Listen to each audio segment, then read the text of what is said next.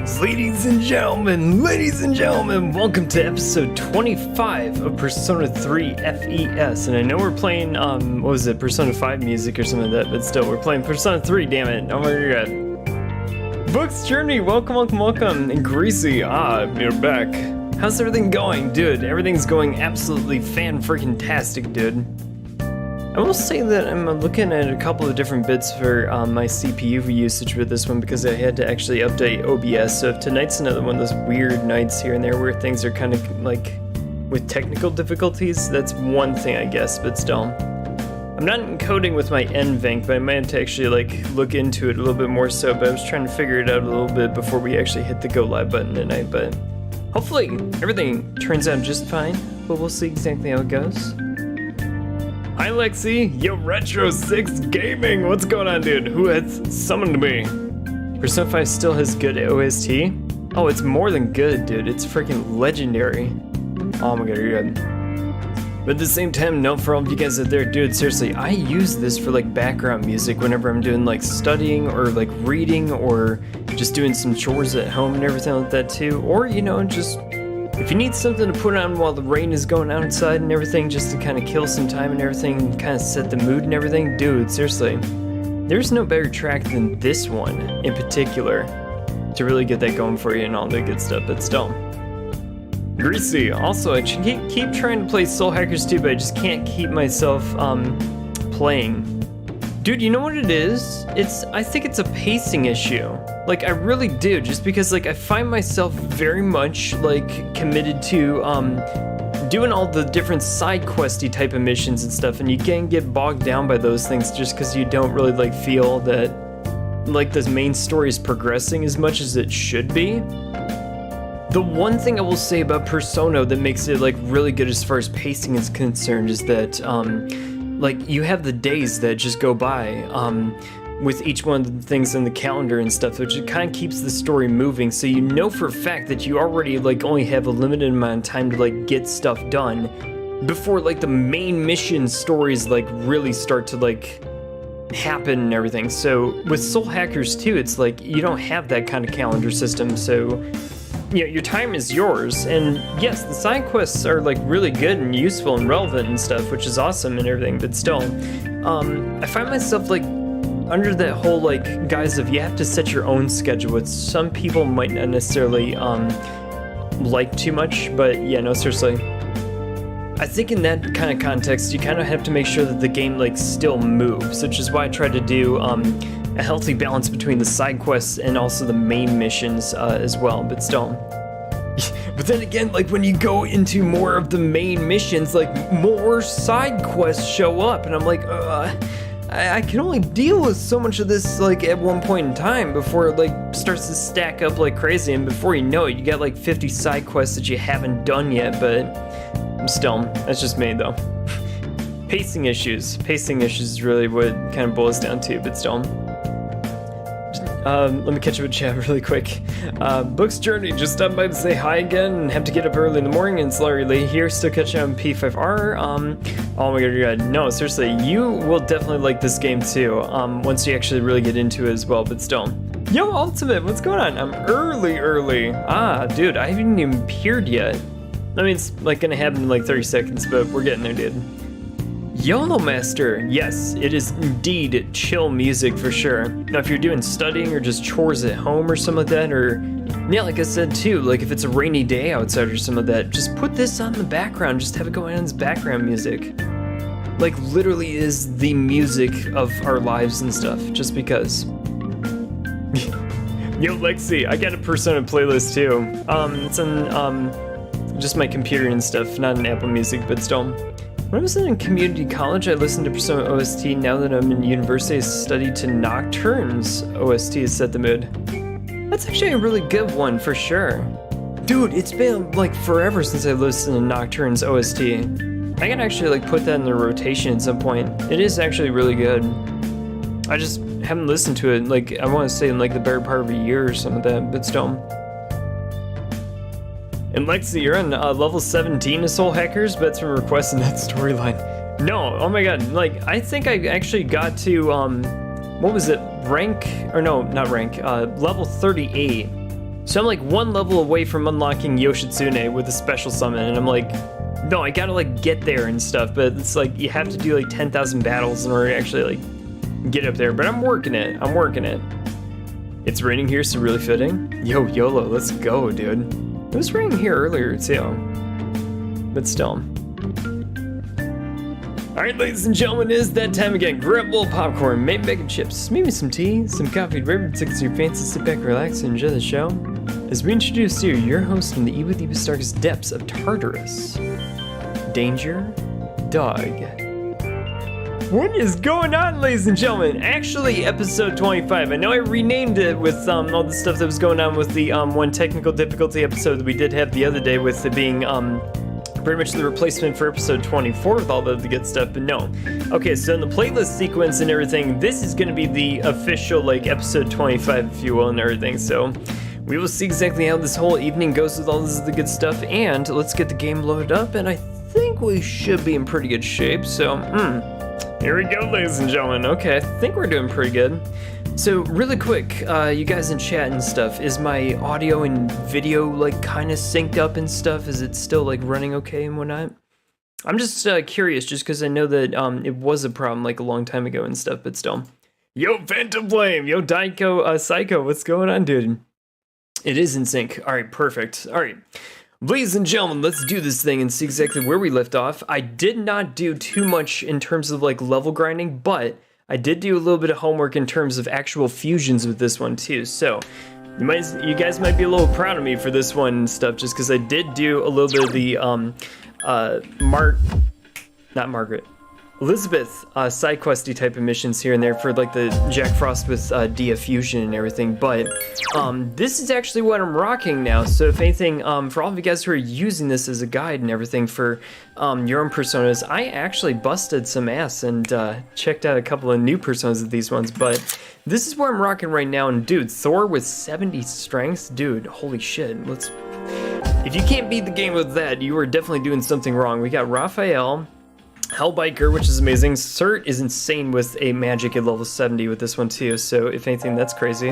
Uriel, and again, I'm working through all the Archangels just to make sure we can actually get a bunch of those ones for some of the special fusions later, but Loki's also in the mix, and I also got this beauty over here too.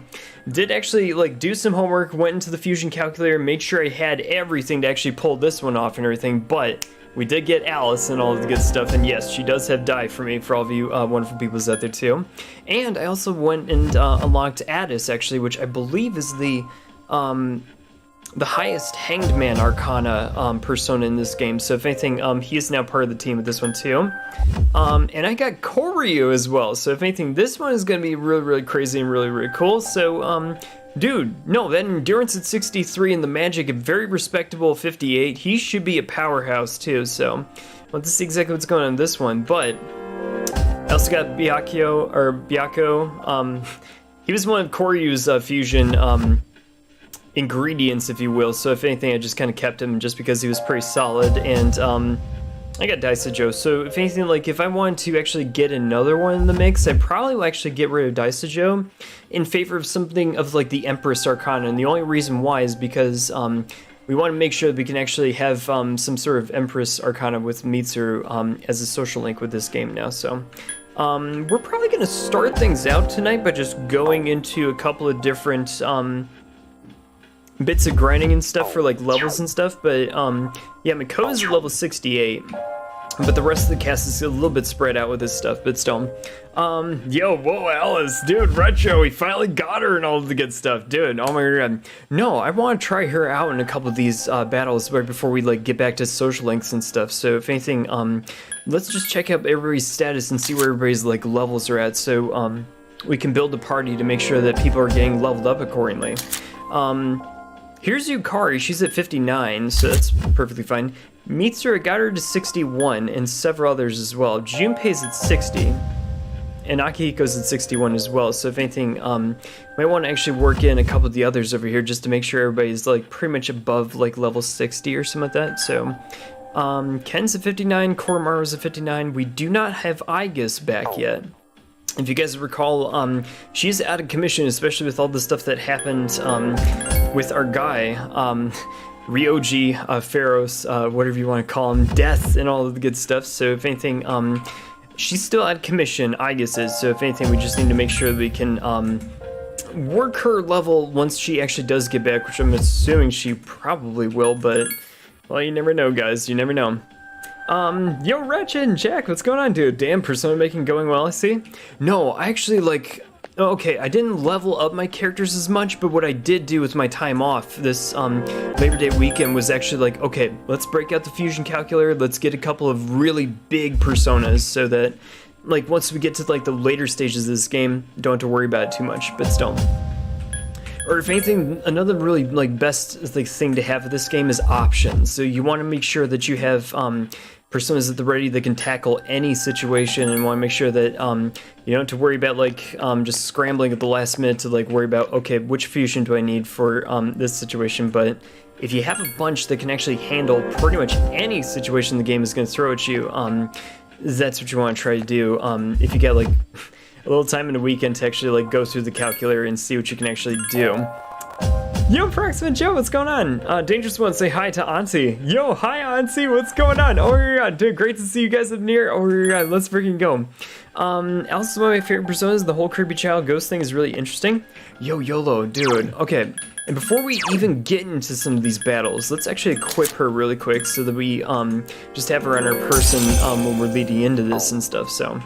We'll do that and actually try out a couple of the other personas that I put together with this one too, so we'll see how it goes. One of my favorites is probably Black Frost. Dude, I gotta actually fuse that one too. Like, that's another one that we need to actually, like, really look into as far as the ingredients, because I think I unlocked King Frost with the help of some of the stuff that we were putting together with Elizabeth's side questy missions. So if anything, that's one thing we'll have to maybe look into actually getting as well in the lineup and everything, but still. I did do a couple of these requests, but we need to get these Daring Gigases. So if anything, that's one thing to, like, look out for, but we'll be on this floor and see exactly where things go tonight, but still. I'm thinking we're gonna be overpowered for this point in the game, but you know what? I will take it. I will take it. Yo, BZ, what's going on? I'm at Chipotle, literally eating and watching you. Dude, oh my god, what's your order today? Dude, I gotta get some freaking barbacoa or something like that and just get that in, like, a burrito or something like that, but still. My flaw with this game is I didn't level up party members once I got my core team. Dude, that's one thing that I really wanted to, like, spread the love with, like, everybody and try to make sure that everybody was at least at, like, level 61 or something before we proceeded into the rest of this stuff, but still. We'll find out if we have what it takes, but still. She said hi back? Yo, that's awesome! Alright, Aunt Arlene, hope you guys have having a wonderful day today, and you guys had a wonderful Labor Day weekend with those stuff, like, recently and stuff, but still. No, guys. Proximate Joe is my uncle, and no, he's saying hi with my auntie and all the good stuff. They're watching me, isn't this crazy? Oh my god, let's go. I have a full cup of coffee, so we're gonna have a good night tonight and all of the good stuff. Yo, Kim Valhalla, what's going on? Did you do the Emperor social link? I think I did. I have no idea. You know what? We have Alice, and why does she have sexy dance? Charms Alpha? No. She has sexy dance and Martin Karin. This is totally unnecessary. Darkness, instant kill, all foes very high. Alright, we know what it looks like in the other Persona games. What does it look like in this game? Let's try it. I want to see this. It missed? I mean, it looked great, but, like, it missed? Oh my god. Emperor Lux Odin. I meant to look that one up or some of that, because, yeah, we need Odin too. And I just think that Loki and Thor have got to be a part of that fusion mix and all the good stuff. How the hell did you miss? How did you miss? What? You should not miss! Alright, kill these sons of bitches! Come on! And they were weak to it too! That's my thing, I'm like, they were weak to this thing.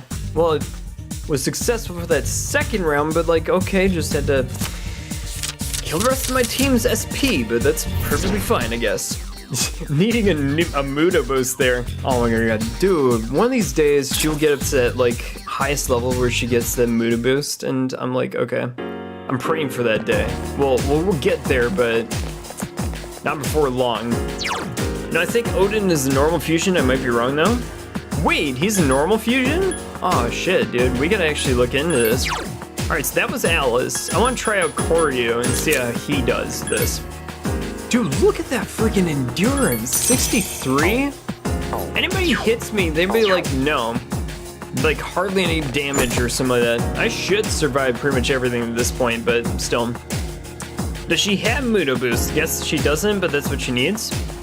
I think that's the last thing that she learns. Let's go look at this really quick. Yeah. Level 62, and she's at 61 and everything. Like, you know, okay, 31,000 some odd number of experience points to get there, but when it does get there, it's gonna be absolutely incredible, but still. Odin is a normal fusion, and you can fuse Loki and Thor to create him. Wait, really? He's a normal fusion? Oh, shit. Wait, hold on. I know we're, like, going all... We did not actually max this out. We did not actually max this out. We had to actually talk to the student council kid, and we didn't. Well, I mean, we did. We stopped talking to him because we got busy doing other things. He just wasn't that interesting to me. I mean, yeah, sure. I mean, I'd be looking for anybody who's, like, dropping cigarette butts in the school urinals, but I'm like, dude, everybody does that. Have you lived at all in this world? Wait. Heavy strike damage to one foe, tired bonus. I wonder what that tired bonus is or some of that. Like, is it a bonus if I'm tired, or what's the deal? Dude, this one's gonna be an X factor in like a lot of different situations when we get up to the late game. Barrier that reflects magic damage 1 per ally. This is gonna be very important. And one big reason why I like Koryu with all this other good stuff is he's actually like got some healing moves and a pretty good spread for everything else. So I'm just gonna go throw this out and see what kind of like damage he does. That's alright, I guess. It wasn't all that great, but fine. What? Oh my god.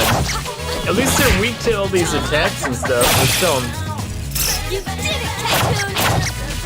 There's a glitch with Weary Thrust where it does like 1 damage. Really? Why? Oh, that's so terrible, dude. Really? Come on, dog. Get him! Makakarn and Pechakarn are really good. Dude, Ultimate, that's why I wanted to get a persona that actually has that move, just in case we like run into some stupid situation where somebody like just totally has some crazy magic that we cannot counter except for the use of that or some of that, but still. Okay, I didn't get the death card, that's all that really matters. Still. When a persona learns it because of a glitch? Oh, the dog leveled up. Okay, cool. Alright, nice. Cool. Alright, I got it. Wait, shit! Everybody hit that like button? Dude, Lacey, let's go, dude, let's go. Shit! Don't die. Whatever you do, don't die. So how do you play games? One directive, just don't die. Let's try Atlus, actually. I'm gonna switch over to him and see what his moveset actually like brings to this one. This is gonna be crazy. But he doesn't have like the stuff that causes fear. That's the problem, but still. He does have Matarukagaja, which is gonna be crazy because that's the party attack increase instead of just the single. And he does have Megadola. Yeah, I'm just gonna be cool. Let's see what you got. You're my highest level persona. Just do it, dude. That's it? Dude. Wow, Yukari-san. There's one enemy left. By the way, don't use Makakarn when you fight death or he will spam Megadola. Really? Oh shit, dude. Here's our chance. You mean to tell me that the game would actually figure you out?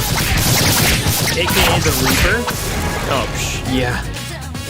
No, yeah, you're right, because, like, as soon as he knows that if any of those magic attacks would just reflect back against him, he's like, no, I got something that would definitely, like, totally destroy you, and it's It's exactly what I'm gonna spam, just because reasons. No, that's a surefire way to actually get yourself in even more trouble than what you're worth and everything, but still. Old Atlus games always did that. Dude! But I mean, it's smart though. I mean, like, if you know you're going up against somebody that actually has those magic barriers, what are you gonna do? Physical attacks or Megadolion or some of that, but still. So that's what I got with these guys and everything, but, are you sure that Odin is just a normal fusion? But, okay, is it one of those fusions that you absolutely have to have maxed out the Emperor Arcana? Sorry, I was just, like, super freaking curious about this now. Yeah, no, I can't get Odin with Thor and Loki. Well, not now I can, but still. There's a boss who rips you if you come in with Repel. Right, you need max Emperor, so, okay, you do need to actually max that out in order to actually get Odin, so. Even if it was Thor and Loki, that is a prerequisite. You gotta max that out, but still. Okay. Sorry, I was just curious. I'm like, wait a minute, no, this can't be real, because I thought I did the thing the other day where I, like, looked at it and stuff, and it didn't pop up then. I'm like, why would it pop up now? But still. Yeah, the game will punish you for using those skills against certain enemies in other SMT games. Super boss will just outright kill you with, yeah. Dude, they have some of those bosses in Soul Hackers 2 that will actually pull out like Apocalypse Light at some point and just like totally wipe your party. And I think it's like one of those things where it like triggers after like 5 turns, and if you don't beat this like mini boss or whatever, they just kill your party because they're like, nope, you took too long. And yeah, you're done. Basically, I'm like, okay, fine. Will it say me to hook up my PS3 to replay this game? Dude, you should. I mean, like, if you got like, I don't want to say if you got nothing else to play this game or some of that, but no, if you're itching to play this game again, you should strongly consider it. And I know that there's a lot of really good games that made their debut this summer and for the rest of this year and stuff. So wouldn't blame you if you didn't actually get into it or anything like that, but no, if you're itching to play this game again, dude, seriously, now's as good time as any.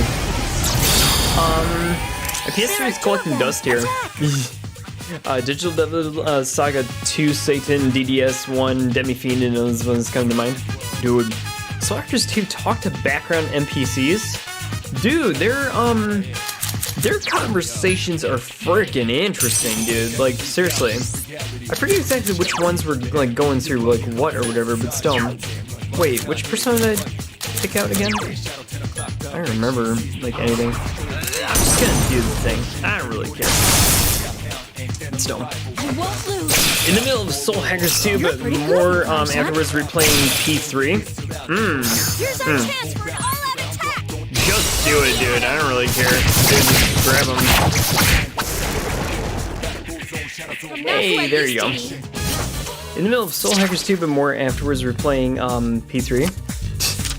No, there's so many people who are like saying Soul Hackers is just like, I mean, it's just okay, which it is just okay and stuff, but I've been taking on it lately and stuff. I mean, you kind of have to like sip at it. You can't all like take it in like all at once or something like that, but for me, I'm just like, I'm like maybe one of those guys who's just basically like, taking it in bite sizes instead of like all at once or some of that, but that's just me. Let me see, what do we got over here with all this stuff? I could keep him on, I guess, but let's also like use this guy a little bit.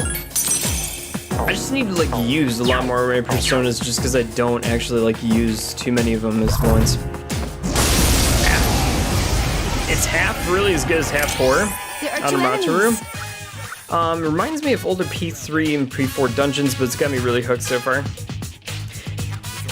It's one of those things where I know for a fact that like, if you take it for what it is without like thinking of too many big things with it all at once, you'll be totally fine with it. If that makes sense. Like, don't set the bar too high with your expectations for that game.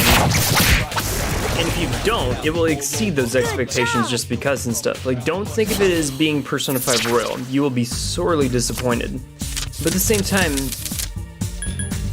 I think I enjoy playing this game from a story standpoint much more far and away than SMT5, but I enjoy the battles in SMT5 more than I liked the battles in Soul Hackers 2, if that makes sense.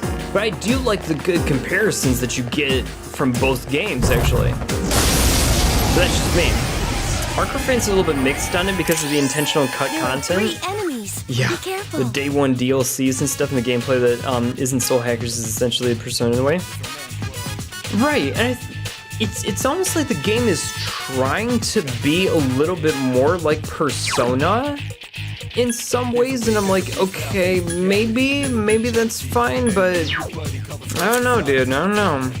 You probably want to actually, like, be your own thing or some of that, or I think there were some people that were saying it should be more of a Soul Hackers game instead of a, what was it? Instead of a Persona game, which I was trying to kind of be like. Mainline is meant to be mainline. No, true. Dude, the battle music in SMT5, man. I was listening to that stuff the other day. Dude, that shit gets me, like, super freaking pumped, dude.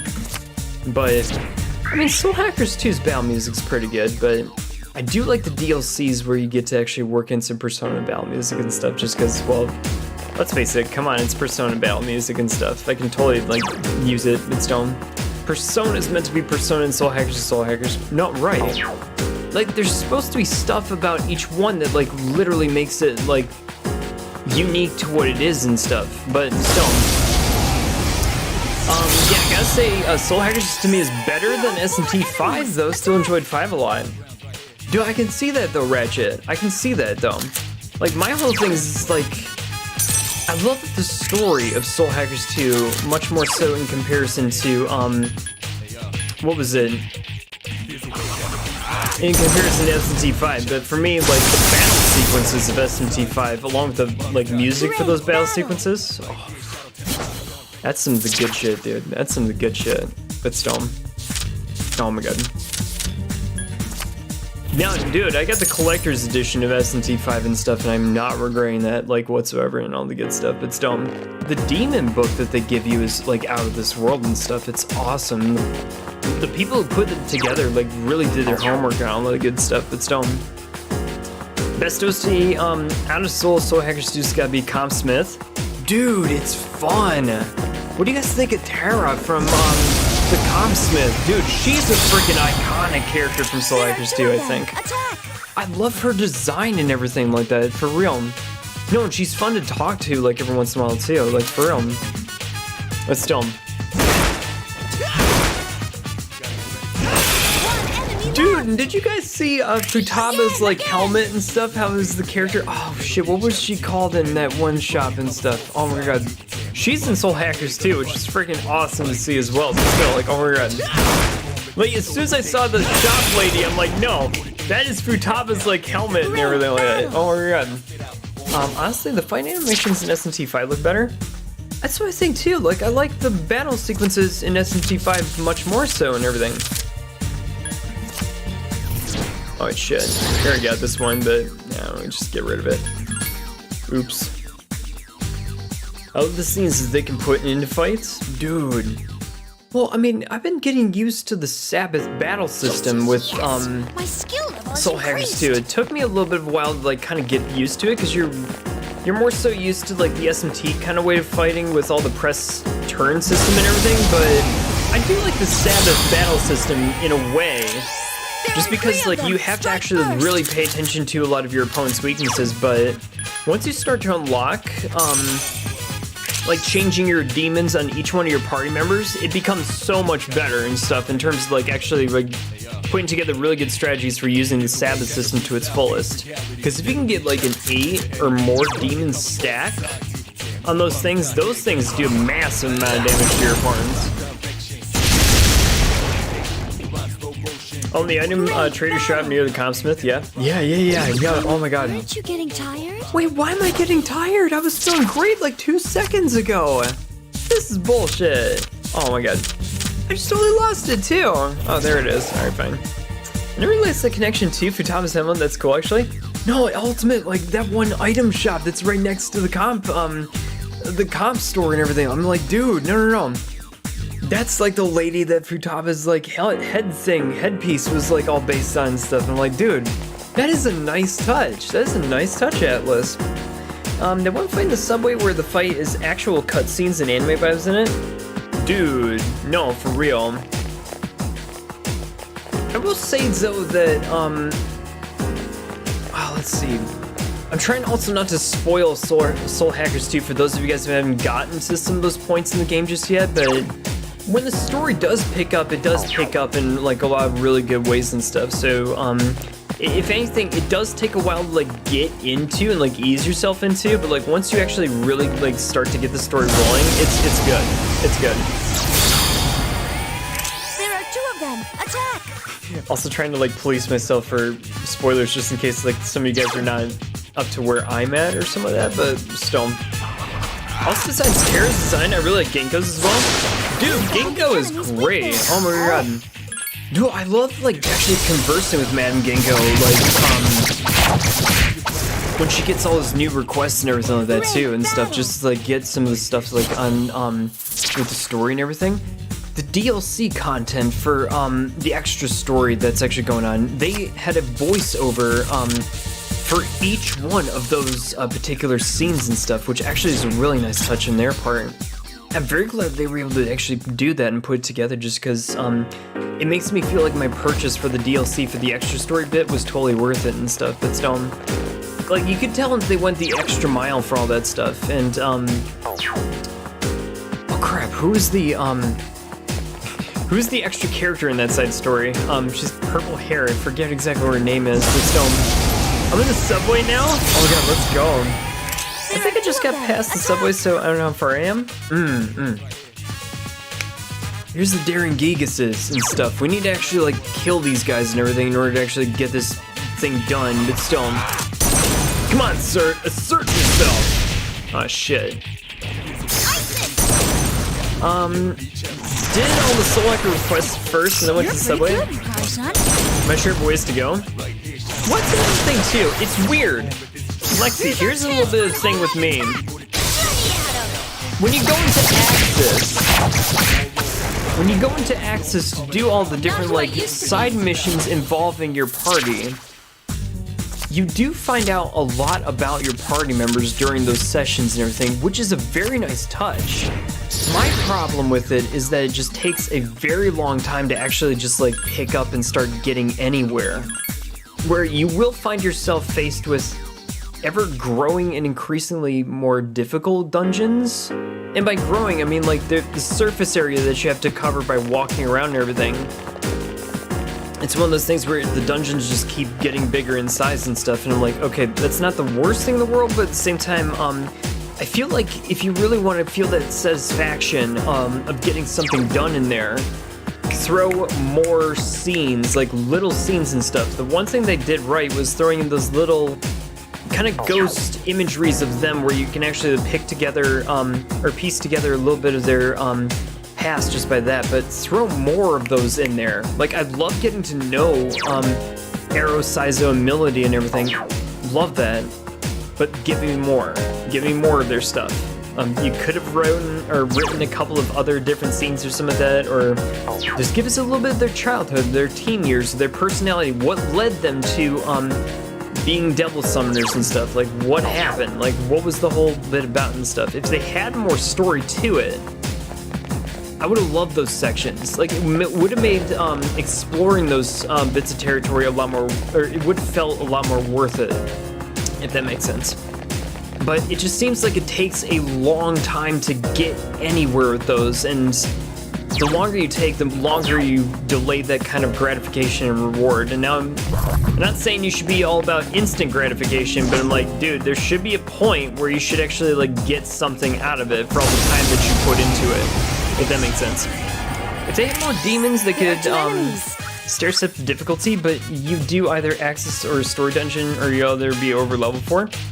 No, right, like if you do the mainline stories and then you go over to the access dungeons and stuff, it turns out that in some sections you're like way over level 4 than you need to be, and then you hit that wall And then you have to decide, okay, tomorrow, do I want to tackle more of the Axis, or do you go into the main line? And then sometimes I make the call saying, okay, I'll do more of Axis, but then when I do more of that and actually level up a whole lot, turns out I'm like over leveled for the mainline story, which is a little bit like a give and take.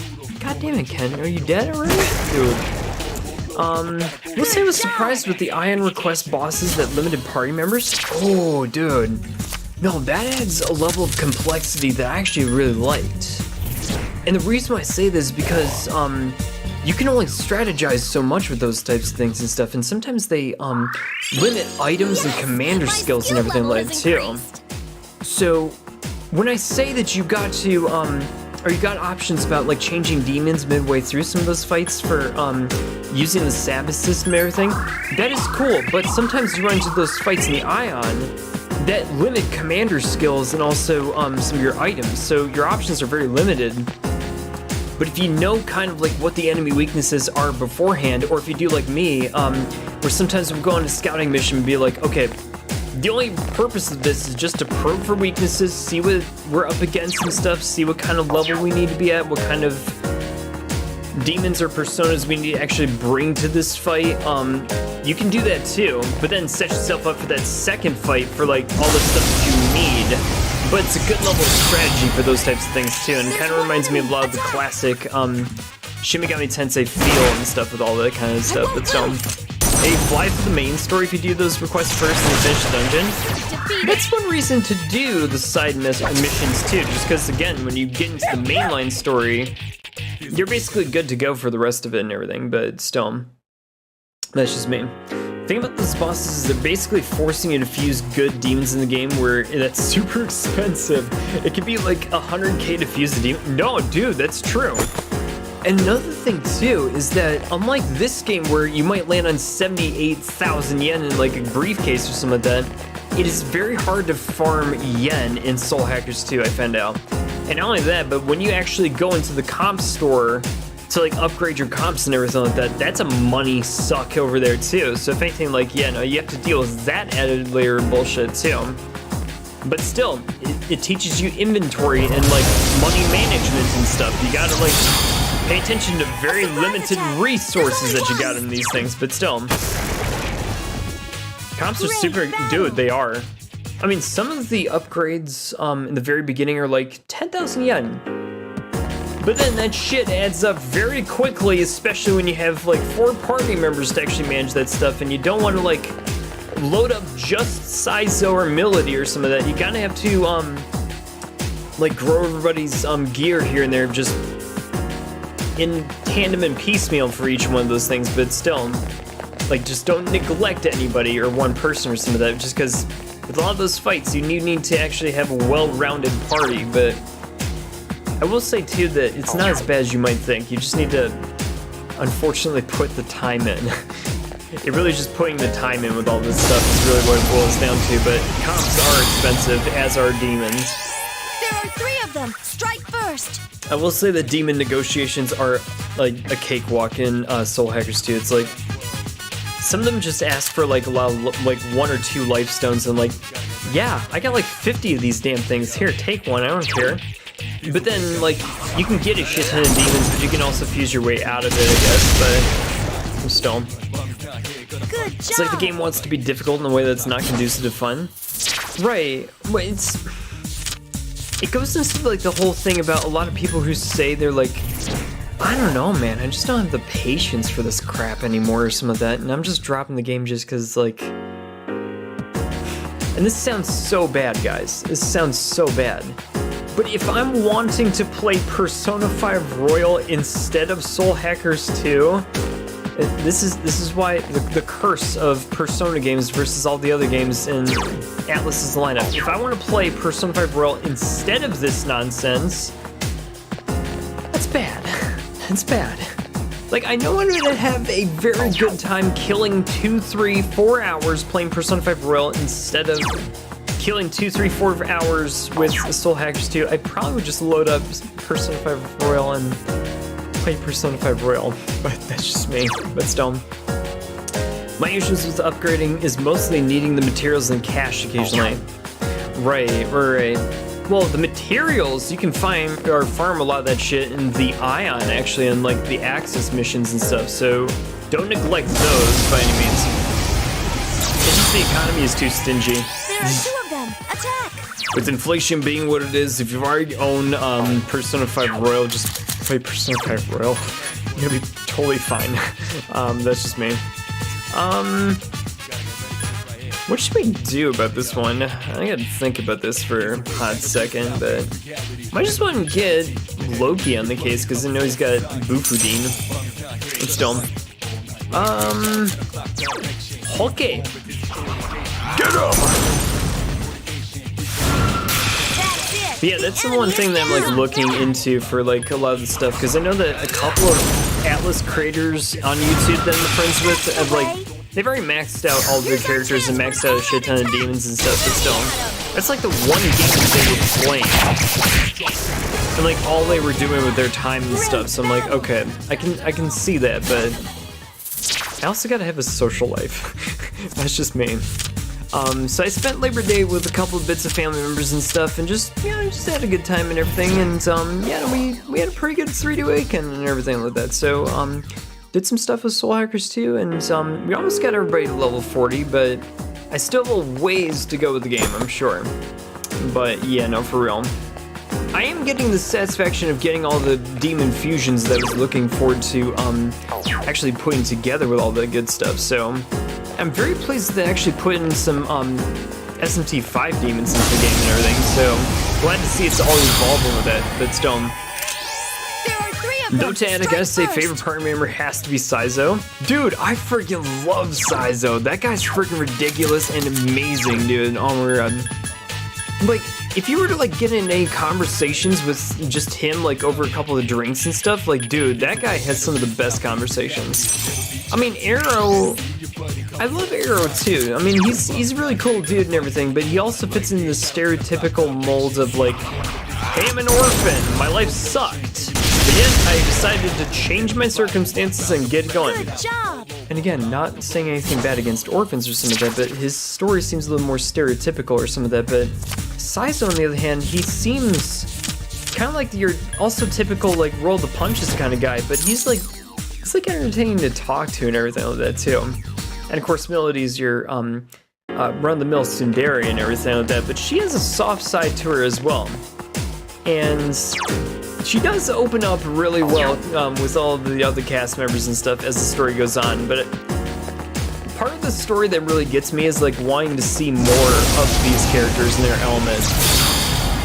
Which is why it's really nice to have a lot of those conversations over a beer or something like that with a lot of the rest of the cast and everything. So, like, those are the stuff that I look forward to when I play the games. It's like all of the different conversations I have between them. It's like social links without being social links.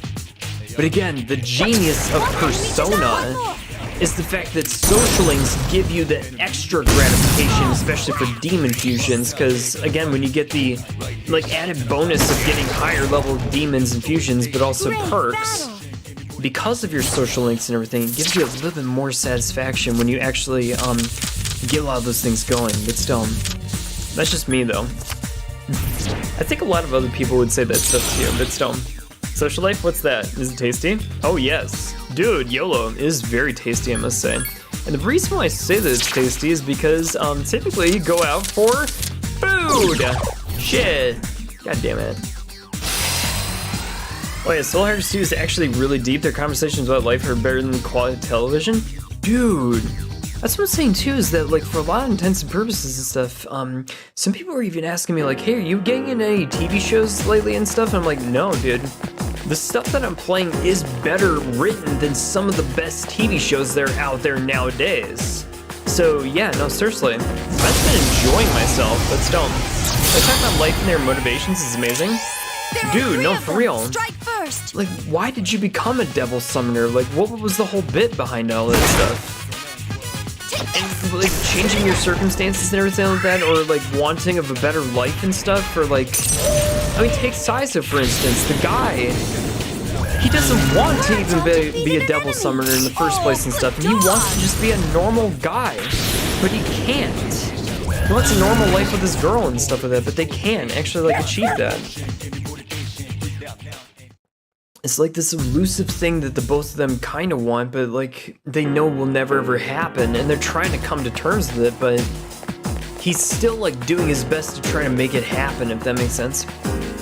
Yeah, I haven't finished it yet, but yeah, gaming has got some good stories like Xenoblade 3. Dude, I've been like purposely stopping myself from looking at the clips, but like, dude, I know for a fact that game is gonna get like RPG of the year or some of that. Definitely better than TV sometimes. Dude, show me like so many shows that are out there now these days, and I'll tell you that a lot of these JRPGs have much better storylines, and not only that, but it's thought-provoking in a way that like a lot of TV just does not cover, or is too weird about trying to even like go for it or some of that. Like they won't even tread into some of these topics just because they don't know how to handle it, or they're not risky enough to even like attempt it in the first place. But still, S.E.E.S is very understanding. He generally gets the other's ideas.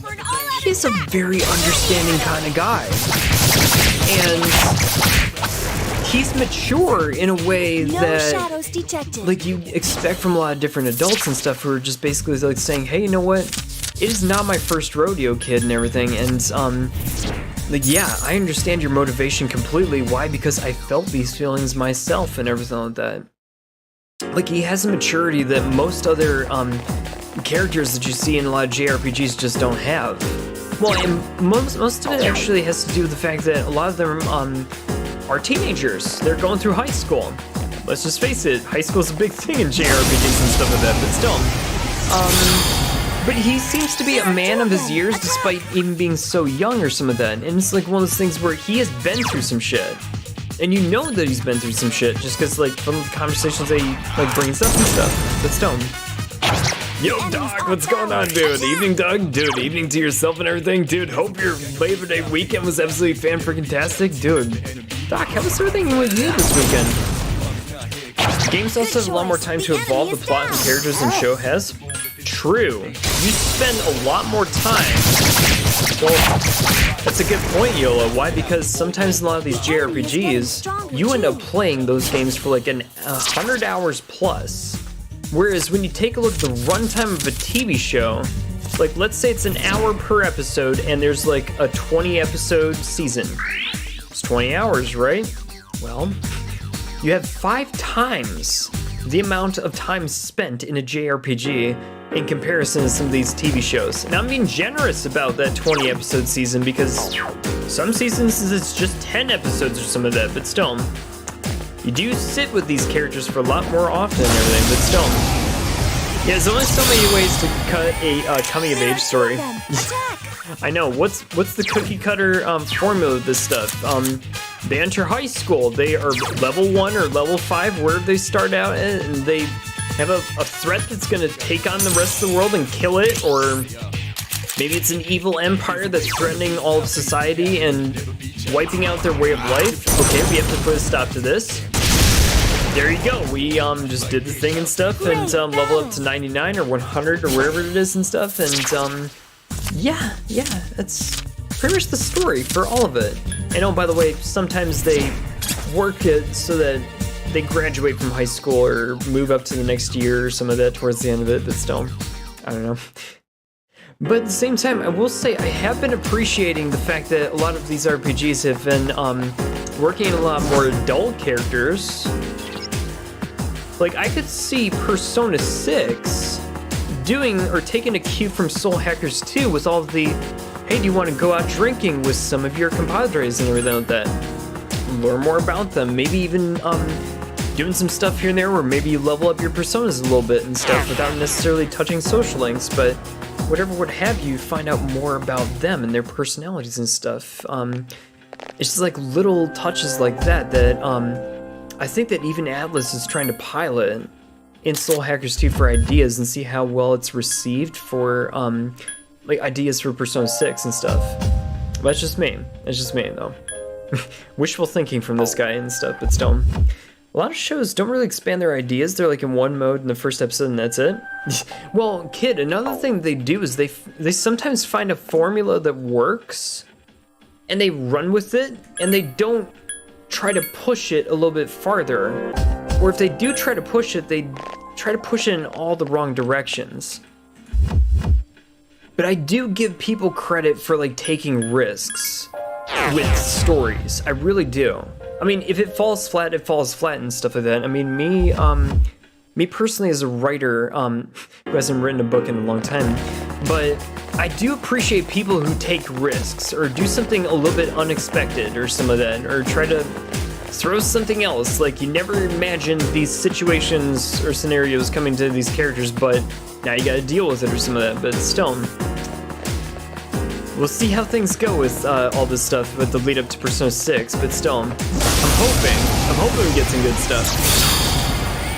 Worked through the whole weekend, sadly, getting to play through the Yu-Gi-Oh! Tourney on Twitch tomorrow, so looking forward to that. Oh, dude, have fun with that, man. See, I haven't played Yu-Gi-Oh! In quite some time, but no, dude, I miss those tournaments. Those were fun, dude, like, for real.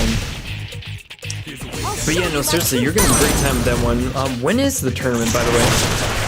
I like the way the stacks work in Soul Hackers. I agree, Wolf opened the door for adult party members.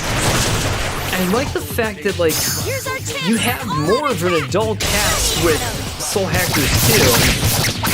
Just like, again, you can hang out with them, just go get a beer or something like that, and just talk over nothing or something like that. But, like, it adds to the story in so many ways when you pay attention to those conversations. That's just me. My favorite show that kept me pushing the formula was Agents of S.E.E.S. I haven't actually watched that, but I've heard so many good things about it and everything, but still. To be honest, I don't like the new system in Soul Hackers 2. It just feels like another boring attempt at JRPG.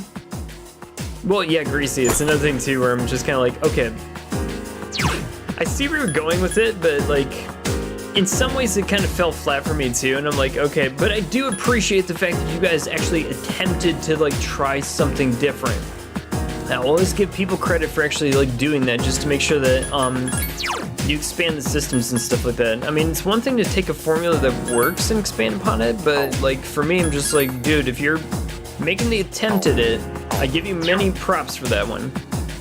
One of my favorite anime is a coming-of-age story. It's about a guy who turns into the vampire and helps out a lot of people until he learns to help himself. Let's go, dude. Let's go. What's it called, YOLO? Wonder what Persona 6's story theme is going to be. I have no idea, but like, I'm hoping they use a lot more of an adult cast, because you can only be in high school for so long, I feel, and stuff, but maybe that's just me. We'll have to see. I like DC's Stargirl. It's really good at how it develops. I haven't actually checked that one out in a while, but still, I think I watched the first episode. I just never picked up anything else after that, but still. Maybe it's time to pick it up again. We'll have to see. It's the Monogatari series. There you go. That's another one to add to the rotation. Is it on Crunchyroll? Because if it's on Crunchyroll, I should be able to actually add it to my queue at some point, but still. One gameplay system I love that expands has to be out of Trail series. Dude, Ratchet, dude, seriously, I love the Trail series and I'll always sing its praises, and dude, oh my god. No, the last, like, Trails game that I played, was Trails in the Sky sequel chapter, and it's one of those things too where I'm just kind of like, dude, to see where it actually has evolved from those olden days from the early 2000s to where it is now, that is freaking amazing, actually. And again, it's evolved in such a way that, like, that's an example of one that has taken a formula that works and expands upon it without, like, totally dismissing a lot of the stuff that made it great in the first place. I think it is before I hear the substance on CR is really bad. Oh, great. That's not good, but still. If anything, I mean, like, I can tolerate it if it's not, like, the worst thing in the world, I guess, but still. You always gotta watch out for those things and stuff, because sometimes they end up being really crappy, I guess, but still. Think of some of those translations that just aren't really good or something, then I'm like, okay, fine, that's not the worst thing I've ever seen, but still. Just don't ever do that with me, damn it. Mamoudou. No, Mamoudou is that track star, actually. I'm mostly ready for Reverie. Dude. No, Ratchet, are you getting Trails from Zero? Because it's coming out, like, literally at the end of this month and stuff. No, oh my god. I found out a little bit of news from the Trails series. Dude, Trails has actually gotten some crazy stuff in the news lately and everything, because there was a whole like fan community called Zero Field, I think, that actually translated a lot of Reverie and also the Kuro games and everything, and I guess they were hit with like a copyright strike from NISA, and no, dude, they made them like take all their stuff down and everything, and everybody's all bummed out just because of it and stuff. But I know that there's a lot of people who are like trying to also claim that we should boycott NSA, and I'm like, dude, that is not the way to go, dude. No. I mean, I can see it from all sides, and it really sucks that they had those translations taken down, because again, when you take a look at the Trails games and the amount of text that those games have, there's literally like 2 novels worth of text in each one of those games, and those people in Zero Field had translated all of it from Japanese to English and had the whole like spreadsheet system and a whole bunch of other like different things that you could put on the games to where you could actually translate into English. And the translations were good. If anything, like, best case scenario, I know that copyright is a big thing. Even I was on the receiving end of some copyright bullshit and stuff like a year ago when I had to take down 30 videos of solo leveling, when I had to actually take all of those videos down and everything. Like, I understand it. I hate it, but I understand it. Intellectual property is a big thing, and you cannot mess with that sort of stuff, so I understand where NISA is actually coming from. But at the same time, the best case scenario, I think, would be like, okay, you have Zero Field, the people who are actually involved in that project, I would have cut them a check and said, dudes, let's give you people like each like 10 grand for all the hard work that you did. Use those translations, which were good translations in the first damn place, and we could use those for our English localizations and everything like that. Seriously, I would have cut those people a check. Getting Zero, Asher, and Reverie on PS4 and Switch both? Dude, another bit of juicy news too I found out was that the people who ordered it, like me, who ordered it for PS4 for Trails from Zero, are getting a scaled down version of the graphics in comparison to the people who are getting it on Switch and PC.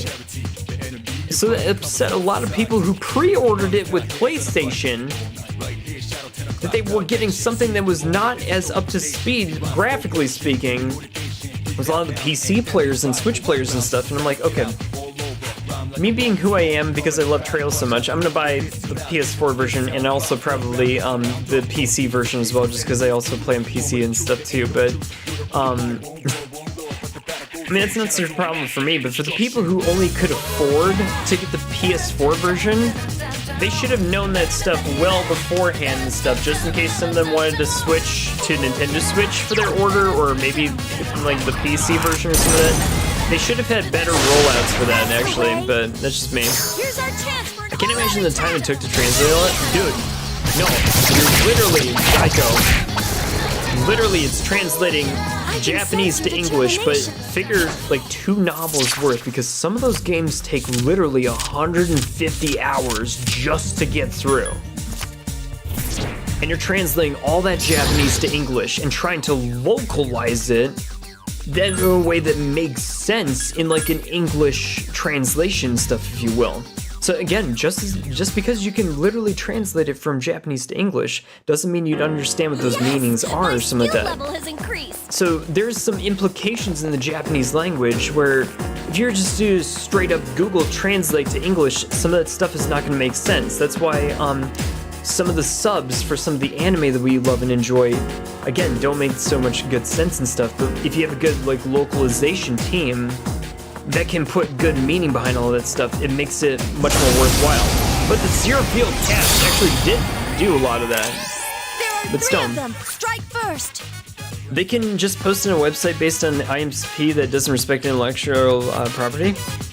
I mean, yeah, but I think they were like gonna be hit with some sort of like legal trouble or some of that. So even if they did that too, it'd be like they would start to look for it too. If that makes sense. Johnny Law was gonna come down hard on those people, but still.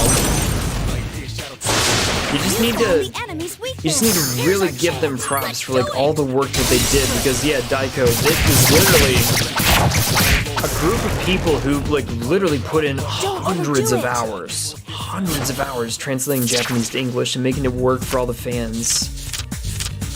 And to have that work dashed away just like that sucks. But you have to obey the law. That's the problem with it. Not to be Danger Dad or something like that, but yeah, the law has to be obeyed. But at the same time, I think everybody else in the fandom knows and understands the sacrifice that they actually made, and like, seriously, we appreciate them so damn much. They tried to patch the improvements with PS4, but Falcom said no. Yeah, no, I know.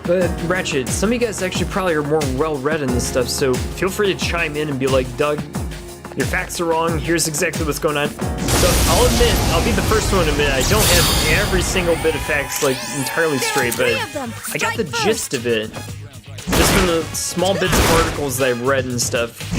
In between like my lunch break at work or some of that, but still. If you got more material in terms of like, you know, what really is going on in your stuff, by all means, pipe up and let's have it.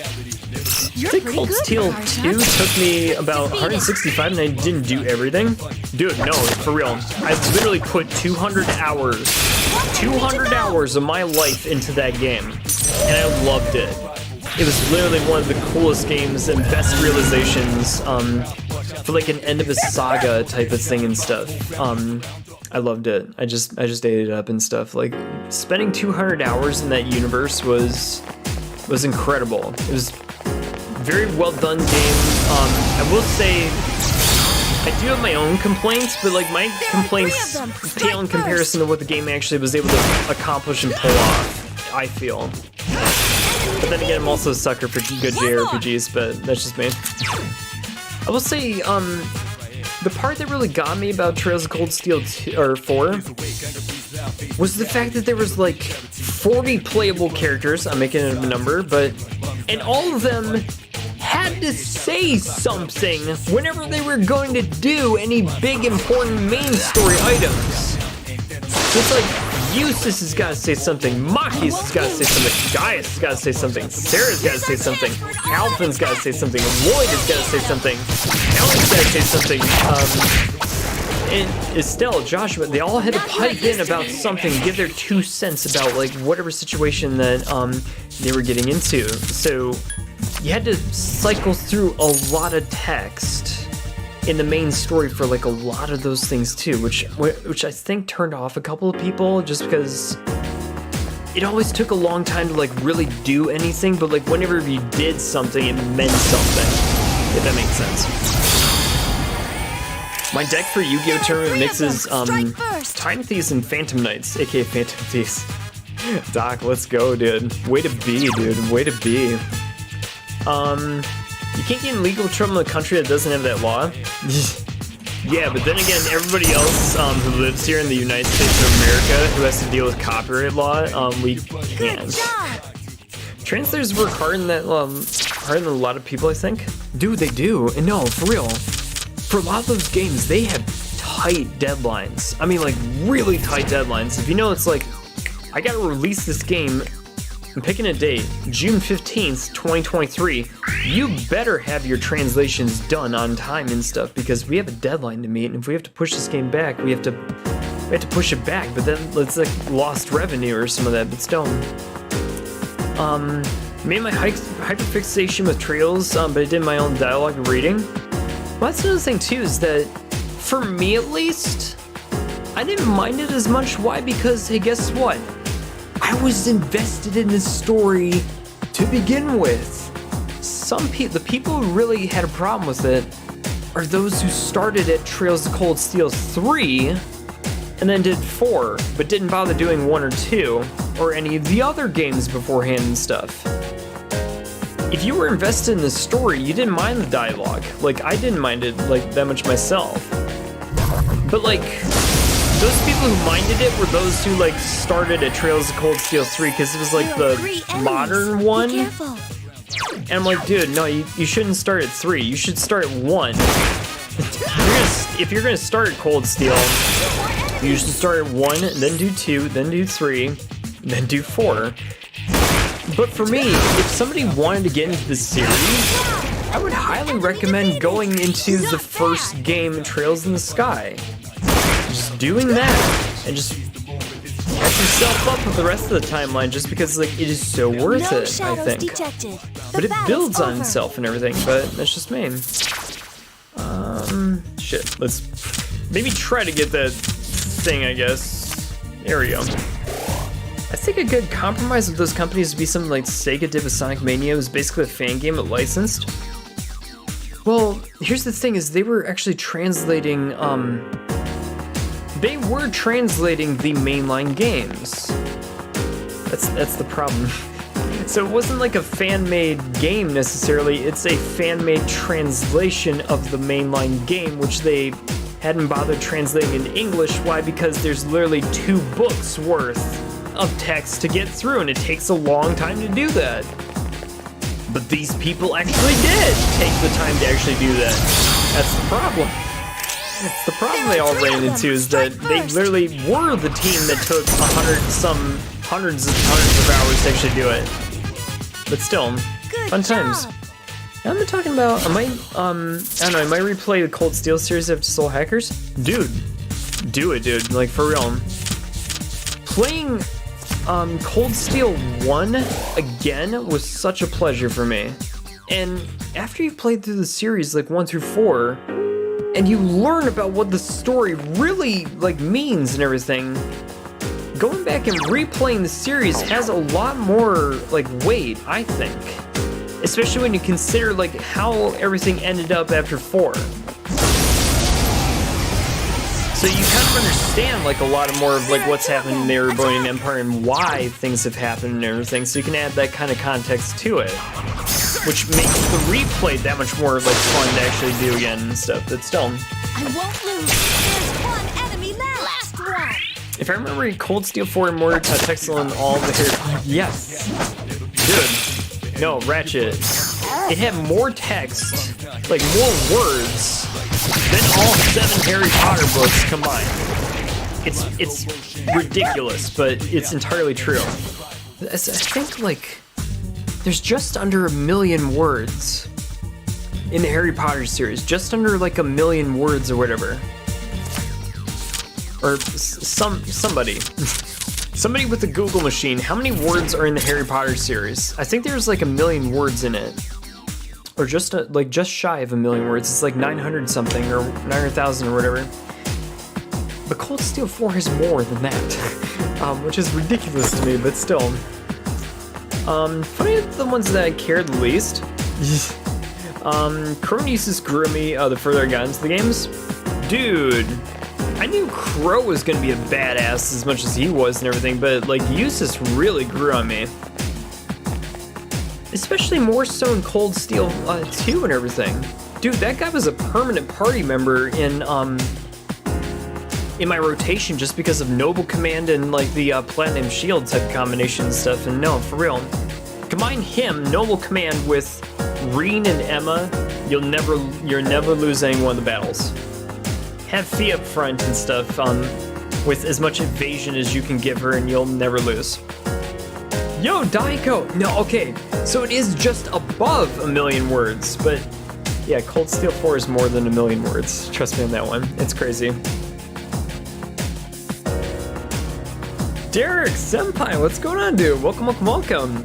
Derek, how was your Labor Day weekend and everything? Did you guys enjoy yourselves with that 3-day weekend? Shit. Oh my god.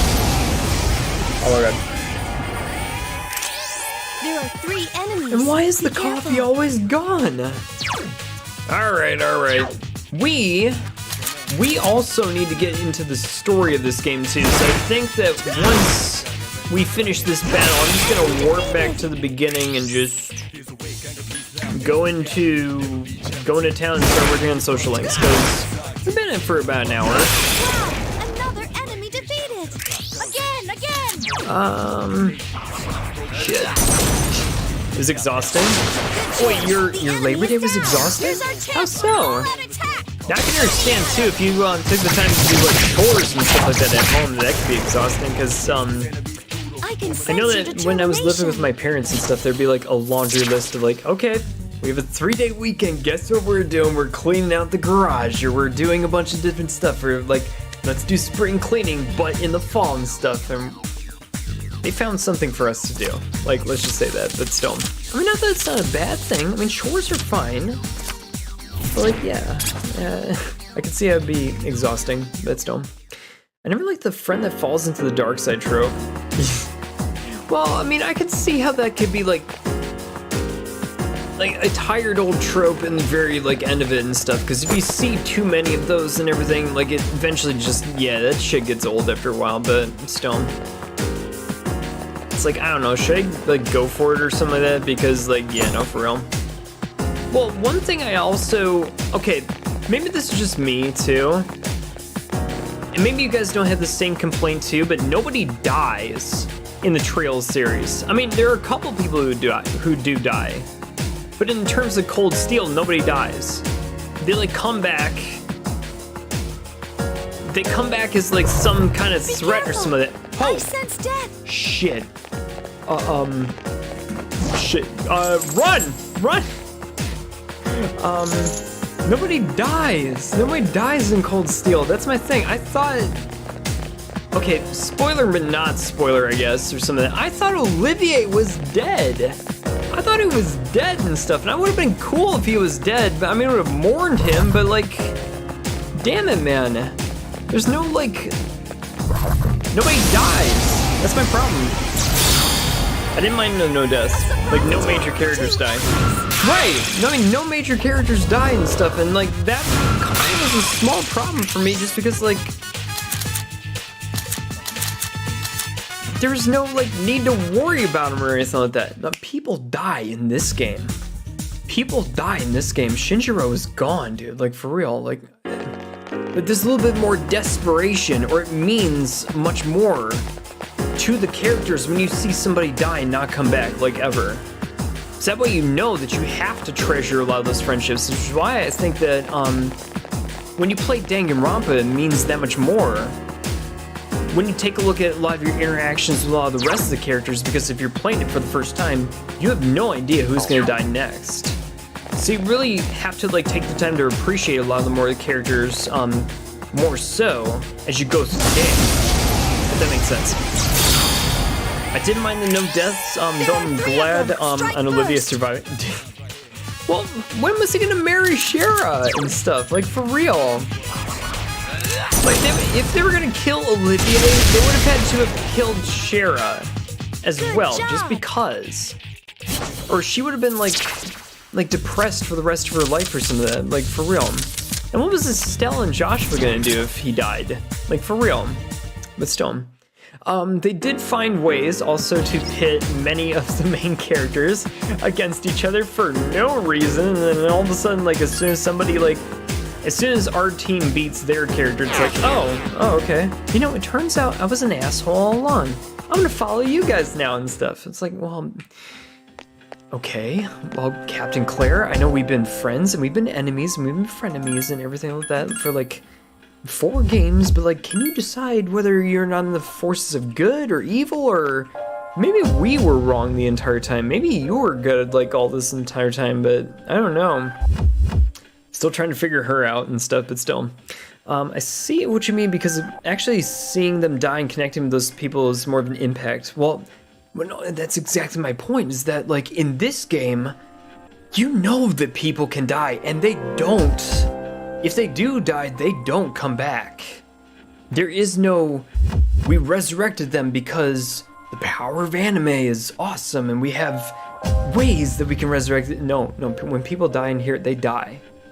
And you have to care as much about the character, their actions before their deaths mean that much more, and their effect on the characters that have survived means a whole lot more. Especially when you consider the fact that as much as they would love to have them around again, that's just not going to happen. But still. Rip Shinjiro Chidori. Like, for real, if we saw Chidori again, because, hey, guess what? It would be really nice and heartwarming to just have her and Junpei reunited again, and together and, you know, get married, have kids, and live happily ever after. It's just not gonna happen. Junpei has to deal with the fact that she is gone. She's a part of him now, but she is gone and she is not coming back. But it makes her sacrifice that much more meaningful. It just does. But still, P3 spin-offs extended editions don't understand that. Dude, digital toaster, like for real. Wait, did I save the game? Double check. Just double checked. It also increases the stakes in the story. Right. No, true. And like if you screw up, like at all, people die.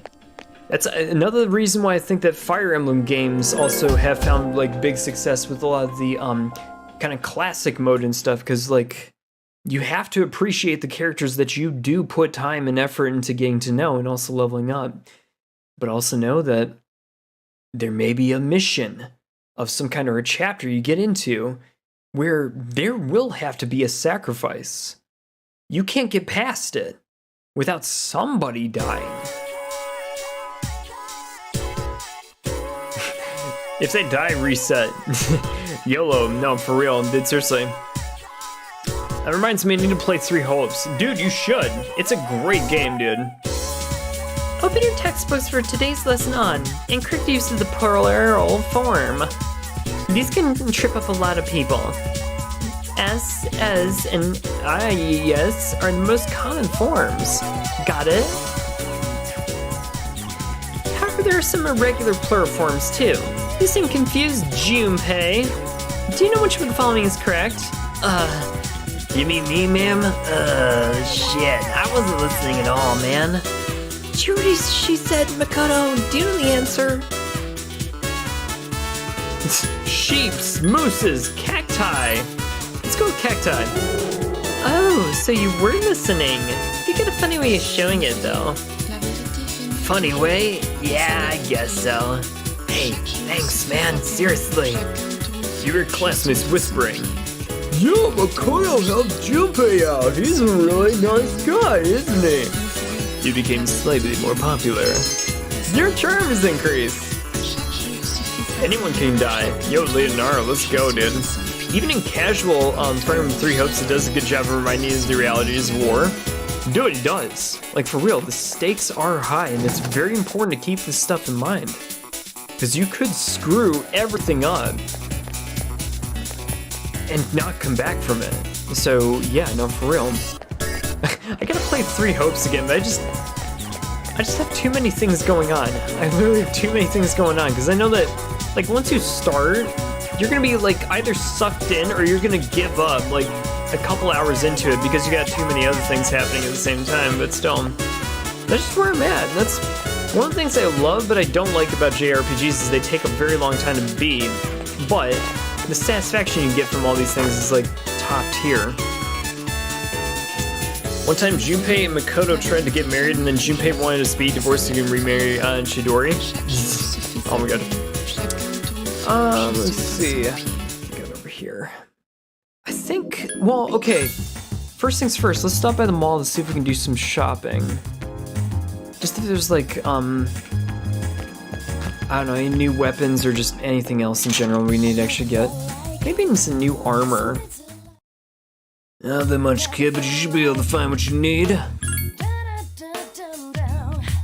I think we got, yeah, we got this one. I think we got, like, most of what we needed to do.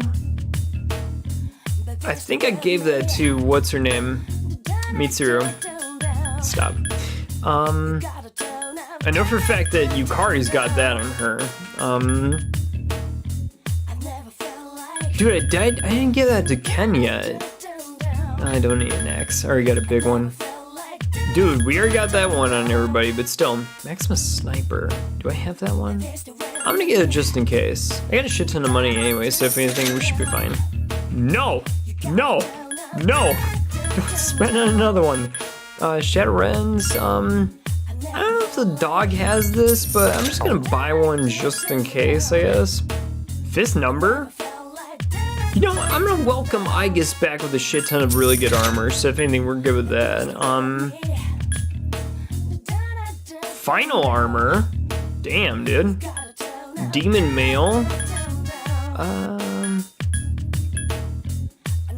We also got to think about everybody else too. I mean, I just can't like think about myself or some of that as much as I would not like to, but still.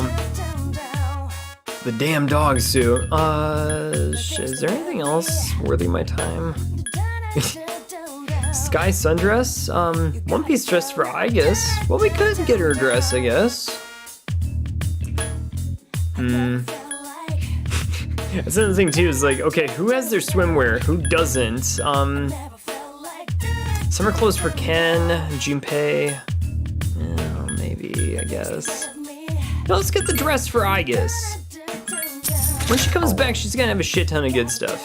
We're gonna need to sell some things too. Sell this broken heart, just because reasons. You can get a bow and arrow yourself. Dude, I wish they gave the officer Kurosawa a social link. Dude, he would have been perfect to fill in that role that Gundad does in Persona 5. Why am I drawing a blank on his name? I shouldn't be, but still. It's terrible, terrible. He should have played that role. Like, just be honest with you guys and stuff, but still. We had a couple of these things too. I really gotta like actually use a lot more of this stuff, but still. Oh, it's because I gave her the freaking, the maid outfit. That's what I actually got with this one. Yeah, we're good. Same with P4 Blacksmith, like for real, dude, that guy was freaking cool, actually. I would have actually liked to gotten to know him a little bit more or some of that. You can get a bow and arrow yourself? Dude. Welcome. Do we have 20 of everything? At least like 20 of everything? I'll get one of those revival beads just because of some of that, but still. No, get 5 of these. So don't have to worry about coming back here and actually getting any more of it. It's fine. EY. There you go. YOLO. Thank you for the save. Yes, EY. Dude, Officer Kurosawa should have been EY in this game. Like, for real, dude. Seriously. That was a fun social link to get into. Welcome. Ma'am. Hi. Is there any other big weapons that we could get? And here's another big question. Mjolnir is a pretty badass, like, axe hammer thing, but what about the rest of these personas too? That's another thing too, is we gotta look into like how much more attack we're gonna get out of these things too. Sacrificing Atlus might actually get something with that. And again, you could do this for a lot of your other characters too. It doesn't necessarily have to be Makoto or Junpei or anything like that. If you get the spear going, you can get Ken an insane spear. Just because again, like looking at his attack rate with that whole thing being like 370 and stuff, you could still like craft an insane weapon with this game and everything, but still. I'll sit on it for the time being, but still. If you use Lucifer, you can get Makoto's ultimate weapon. Well, we need to fuse Lucifer in the first place and stuff, which is probably gonna take me a little bit of a while. Riddle me this, is Lucifer the final arcana in this game of the Judgment Arcana? I mean, I think that kind of goes without saying, but if he is the final one, like that's another thing we'll have to like pay attention to or some of that when we're actually like getting into the late stages of this game. I think he would be, but I don't know. We'll have to see. I have 21 beads? Get out. That's way more than you need. 10 bead chains? Are you serious? Wait, really? Damn, dude. Oh my god, we are pretty set with the rest of this stuff. Wait, you got 8 attack mirrors and 4 magic mirrors. Oh shit, dude. Wait, really? Wow, this is actually pretty damn good with my inventory anyways. He's Judgment, not the ultimate Judgment Arcana though. Okay, so he's not the ultimate Judgment Arcana in this game. Interesting. Well, he was the ultimate with the Star Arcana in P5, wasn't he? Lucifer was, I think. He's the final judgment in P4G, so maybe it's the same here? Yeah, I'll defer to some of you guys about some of that stuff just because I'm no... This is my blind playthrough of this one, so I have no idea. I mean, I could look it up in the calculator, but I'm like... it's better to leave some things to your imagination and everything. I mean, I did use the calculator to get Koryu and Alice and Addis and stuff, but at the same time, like, don't use it too much, just because you don't want to find out everything right with these things, but still. Let's hang out with Mamoru. Sweet, let's go to the ramen shop. Damn, dude. It's kind of a spoiler, so, Well, that's why I'm like, don't read too far ahead in these games and stuff, just so you can actually like be surprised when all that stuff actually comes out. I think we could actually fuse Thanatos as well. I just didn't, but still. Welcome back. Yo, what's up, Mitsuru? Exams begin next week. I know it'll be difficult to study for them, but if you run away now, you'll just be giving up on life. Oh, please let me know when you'll be going to Tartarus. Yeah, let me know too. I need to get some exercise. So I'll explore with you. I'm not leaving the ring without a win. Dude, we got some badasses up in here. Absolute badasses. So you cheated. To get some of the personas that I was looking for the late game, yes, I will say I cheated a little bit by looking up the calculator, but still. You look sick. Are you okay? Oh, hello to you too, Futaba. Or, not Futaba, Fuka. I keep thinking about Persona 5 with all this stuff too. No, I keep calling Elizabeth Margaret, and this is a problem. But still. Futaba. Who's my Navi again? Oh, we're good. Thanatos is my second favorite Persona design, sucks it's not the best. Cheater, pumpkin here. Dude. I'll be a cheater, but I won't be a liar, pants on fire. Cora Mars of the 62. Oh my god, dude. Alright, yeah, Mitsuru, Junpei's a level 60. Yeah, we're gonna need to work at him a little bit more. But then again, Junpei's freaking like charged up, dude. That guy is absolutely crazy now. Woof! He's not in the mood for a walk. Take a shit. It's the men's room. Go in. Okay. So let's see if this does anything to Makoto. It should improve his health. You don't feel so good. Shit. Alright, let's work on some of our personas, and not Cert or Thor, just because those guys are by far and away way too crazy. Let's work on Koryu, actually. If it's strength-based, I might actually change to a couple of other ones, but let's do this for now. If it's magic, dude, we're good. We're good. I'm set. But still. Okay, let's go to Paulina Mall.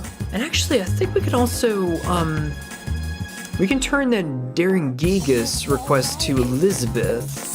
Get that out of the way. And see if there's any other requests that we got over here that are open that are actually, like, achievable. So this might be something we need to actually look into for sure. Welcome to the Velvet Room. How may I help you today? Did we do anything good for you? You seem to have completed your request. Just a moment while I check. Oh, so that's what rain hair looks like. It has such beautiful colors. I bet you're wondering what I plan to use it for. Well, that's a secret. Please accept your reward. Obtained a Mega Drive. Is there anything else? Let's register our shit for now. Would you like to register all of your Yes! Any other big ones that we need to do? I'll think about that one. I mean, we've already taken it, but still. Fortin the King and I. You need Black Frost and another kingly persona. Do you mean King Frost or is it something else? Let's see. Create Black Frost. This is another thing over here too. Please not confuse him with any other Frost. That might be an interesting one to do in my free time. I might be able to get that one going. Funky school music. I need to figure that one out. Might just need to go to school or some of that, but still. Wealth Hand. That one's cached. So, nothing really too crazy, like, for right now. Hold that thought. Hold the phone. You confuse Scotty. She has Niflheim, which is the best ice attack in the game. Dude, yeah, no, we'll actually have to take a look at some of these ones over here too, because I want to make sure that we can actually get a couple of new ones that we don't have, but Abdon. I have not gotten that one just yet. That's another one we're gonna have to actually like get at some point, but still. Hellbiker, you're gonna lose Hellbiker for Abdon? Like, okay, which one can I afford to lose? I can afford to lose Daisajo, I suppose, but still. But his rewards aren't like good. That's the problem.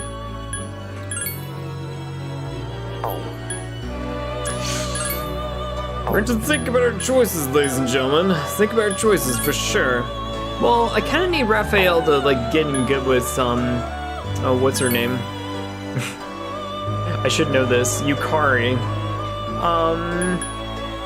Hellbiker and Cert. Well, then again, I don't use Hellbiker because Cert is like all I need. Endure, Fire Boost, Ragnarok, and Dodge Wind. Oh my god, this piece of trash is gonna be like one of the best personas just because. It will receive extraordinary power. My. Something like that. I don't know. I wonder if there will be another male Velvet Room attendant in P6. I do not know. I'm actually very curious myself. I'll face my other self. Let's see. All right, now we do have Abdon. So if anything, he is now in the lineup, and I think he's actually gonna get boosted all the way to 72, 73. So we're gonna get some pretty crazy shit with this guy. Nullify Slash, dude. He null slash and null strike. That is insane, dude. You just basically equip this persona and nobody can freaking hit you. Nullify slash, nullify pierce, nullify strike. Nobody can freaking hit you, like at all. Ridiculousness is what it is, but still. Oh my god. Derek, personally, I want a male one. Theo is great. You know, I actually think they should get a male Velvet Room attendant for the next game, just because, again, I'm a fan of mixing it up. Mix it up a little bit so you don't have the same monotony or some of that. That's just me.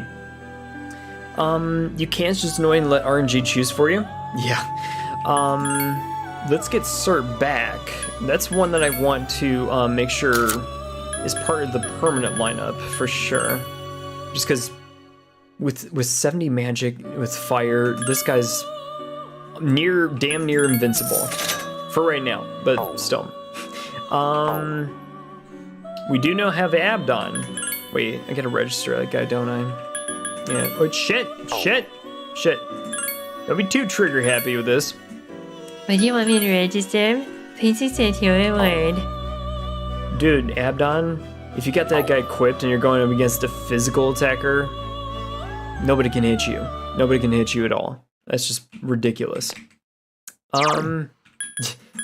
Yeah, and speaking of personas, dude, this lineup is crazy with all that stuff. Like, look at this. This is pretty stacked even in itself and everything, but now you're getting to the part of the game where you're just like, okay, what other personas could you possibly pack on top of the ones that you already got over here? And you're now getting into like all the legendary territories and stuff like that, but still. I mean, could I possibly beat the game with what I got? Probably. But again, I want to make sure we actually get some legendary ones in the rotation too, just to see exactly what's going on with it still. Even Marie bullies Theodore. Theodore's amazing with like a popcorn costume from Q2. Dude, see, I gotta play those games, I really do. Takes like an hour to get the skills you want. Yeah, no, for real. I mean, I'm fine with it and stuff. I mean, Abdon's actually got a lot of stuff going for him, so. Dude, the fact that he nullifies all physical attacks is like insane to me. He was so freaking annoying to actually go up against and everything, but if he's on your side, dude, it's literally the best feeling whenever somebody hits a brick wall as far as you're concerned. Honestly, I hope there's a female round in P6. It was scrapped in P5 because of time constraints, so we were so close. Well, that's another thing too, Ultimate. I mean, what was it? It's gonna be like almost 7, 8 years since Persona 5 came out, but like for real.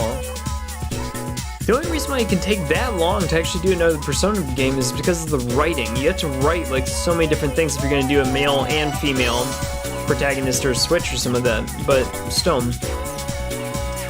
I almost forgot about Messiah Persona, because to me it felt like she was supposed to be a FemC in P5R. She kind of did, and I think that they might have tossed that idea around in the writing room to make her the FemC. But we'll see if they actually resurrect that idea for P6. I'm pretty sure they will, which is going to put it back in terms of writing and how much time it takes to write that game. But I'm sure a lot of us will really appreciate it for what it is and stuff with this one. The Taika Revolution, 710, the Heijo Kyo was established. 794, the Heian Kyo was established. I'm going to skip forward a few hundred years. You feel tired. Close your eyes. Now stay awake. 1185, Battle of Danora. 1192, the Kamakura Shogunate is established. Now we're getting close to the age of the samurai. You stayed and listened to the lecture. Your academics has increased. I thought we already were, like, talking about the samurai. Did we just go back in time? History teacher, you're bouncing around all over the place. He just fast forwarded to the samurai era and was like, oh shit, we gotta actually cover everything from like 0 AD till like now, so shit. Okay, well, there you go. Yeah, I really want a girl lead next game. You know, Ratchet, that's another thing too, is I love Ringo as a lead in Soul Hackers 2. She's been fun. Like, I love like what they did with Ringo and stuff, and no, for real. You could put a female protagonist in Persona 6, a lot of us will just eat it up, dude, like for real. I'd love that idea. Like seriously, female protagonist, male Velvet Room attendant. Cool. I'm cool. I'm there, dude. Wait, shit, not there, but god damn it. Honestly, I would have made Royal worth $60. Dude, isn't Royal like $60 in the first place? I think it is. Things that you have to change a lot of the plot of P5 to make a female MC. Yeah, true. Just because, like, again, well, I'm sure you could frame. Or just imagine, damn, Brett, I'll sue, or like with a lady and everything. I mean, I suppose it could work, but like. Maybe like a little different? I don't know. Joker was accused of assault. Like, yeah, could you imagine Japan writing in a story about a female protagonist who assaults a politician in Shido and having it stick? Damn, Sue Albrecht. No, exactly. Well, would that have actually stuck with a female protagonist and been believable? I mean, over here in America, sure, I can see it, but at the same time, it's a Japanese story in Japan. I don't know. They probably have not made a third semester made in FEC, not intend to make them both. Well, consider this too. You could still put Sumeri in Joker's spot and have Joker have the same kind of personality as Sumeri, or would that have been too big-brained or too much work of a to-do or some of that? It probably would have been too big of a to-do. Also, the interrogation scene would have been rough. Yeah. Well, I mean, think about it again. Would you see pseudo FBI agents beating up on a woman inside a holding cell somewhere underground? No. I mean, you could do it, but it would have been too much for some people to actually see. And I agree with those people. It would have been too much. But still, I don't know. Probably would have been too much work ultimately. It's like, okay, how do you would have to change certain personalities, I guess, to make it be believable. And I don't know. It's a lot. Long story short, it's a lot. You should get some more. I can spot you a few bills. I'll do it. I hate being the only one who gets to eat. Mamoru seems very happy. A by the way, about my mom. She gets coming from the hospital soon. Hopefully I can help her a little bit more since I finally got the hang of taking care of everybody. Guess what? My clubmates said they'd help me take care of stuff. One of them offered to pick up my sis from preschool. Everybody's been worried about me. I mean, I thought I was the only one who cared, and I ended up ignoring everybody else there. After all that, it was probably my fault nobody seemed focused on winning. Don't worry about it, man. Don't worry about it. Believe it or not, that kind of is a relief. He seems pleased. I feel better about everything now that I know about how people really feel about the club and everything. This is just great. I mean, I already totally loved it. Oops. I guess I kind of started rambling there. I gotta run though. Later, Makoto. Not just personalities, but plot points and minor other things. Yeah, the Kamoshida section would... No, dude, that would definitely have changed. That whole thing would have changed in perspective too. Because again, you would have also had to maybe work in some sort of pseudo attraction to the FEMC from Kamoshida. And it would have changed a lot of those scenes around like crazy. It would have been gross. But at least it would have been out of the way early in the game, but would it have been the same game though? That's the problem. I don't know if it would have been, but still. I can focus on training again because you've got my back. So thanks, buddy. He seems to feel better about things now. Your relationship is now stronger. If you take our good P3 FEMC as a comparison, she's a lot different from Makoto, but you can still have the same core story. No, true. True. I mean, I haven't played this game through all the way with Makoto, let alone with the FEMC, but I can see how it would be easier to do a FEMC in this game versus in P5, if that makes sense. Alright, this is now rank 8. 2 more social links with this guy, and we are there. So he's coming up. Well, I'm glad we could do this stuff with this guy. Hi, how was your day? Since a lot of the school social links that I do have are not available, like, at all. Which is fine, but still. Anyways. Yeah, her dialogue is much more cheerful. She has a lot more emotional exterior, and that's about it. Well, I mean, it'd be easier to pull it off in this game, I would think, but not so easy to pull it off in P5, just given P5's story. Go for a walk? Go for a walk? Go for a walk? Oh my god. Yeah, personality-wise, FEMC is a lot different, so different dialogue options limits enough to replay the playthrough. True. Oh, it's you, Makoto-san, and Koromaru-kun too. Huh. It's alright. I'm getting used to him little by little. I just keep having to tell myself, Koromaru-kun would never bite. You talked for a while. Dude, you've seen closer now. Oh my god, this is amazing. What's up, dog? Just back from playing. You just had to go back to the dorm. Oh, that's cute. I love these scenes. Dude, they gotta have more dog walker scenes. Exams are coming up. Well, go to bed. Because he's a good boy. Of course he's a good boy. Oh my god. Dude. Oh my god. We gotta see exactly what these exams are gonna be all about, because I forgot like a lot of the stuff, but still. Oh my god. Today is Sunday though. There is no school today. It would require a lot of work to make. True. Well, that's the thing. It would take too much time. And the more time you take, the longer it takes to start or it's hard. It's a hard call to make because again, you want to put the game out, but you don't want to put out a shit game. But if you do take too long, that also means you're not earning on that game as often or as long neither, if that makes sense. I mean, exams are so serious over there, that's the one thing I learned in this game. No, the Japanese take their exams very seriously. Very, very seriously. Especially in high school, because your whole life is determined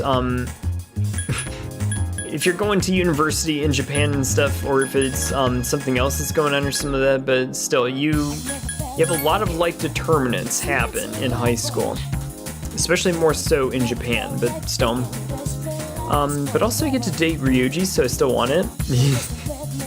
Let me see. Wait, why am I here? Yeah, shit. I always Google the answers, to be honest with you. Well, Daiko, I probably will ultimately end up having that be my thing or some of that, but still. Just gotta think about these things, guys. Just gotta think about these things.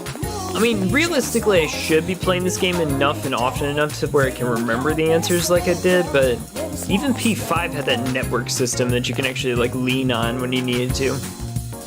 Want to grab some food? Yeah, sure. We can set ourselves up for another social link rank up later on. But still. Alright, so this is a setup episode. It's not necessarily going to be a rank up, but still. Something to pass the time. Alright, kid. Sup, dude? Sup, bruh? Exams start tomorrow, huh? Ha! This is the first time an exam's taken my mind off of something. Usually it's the other way around.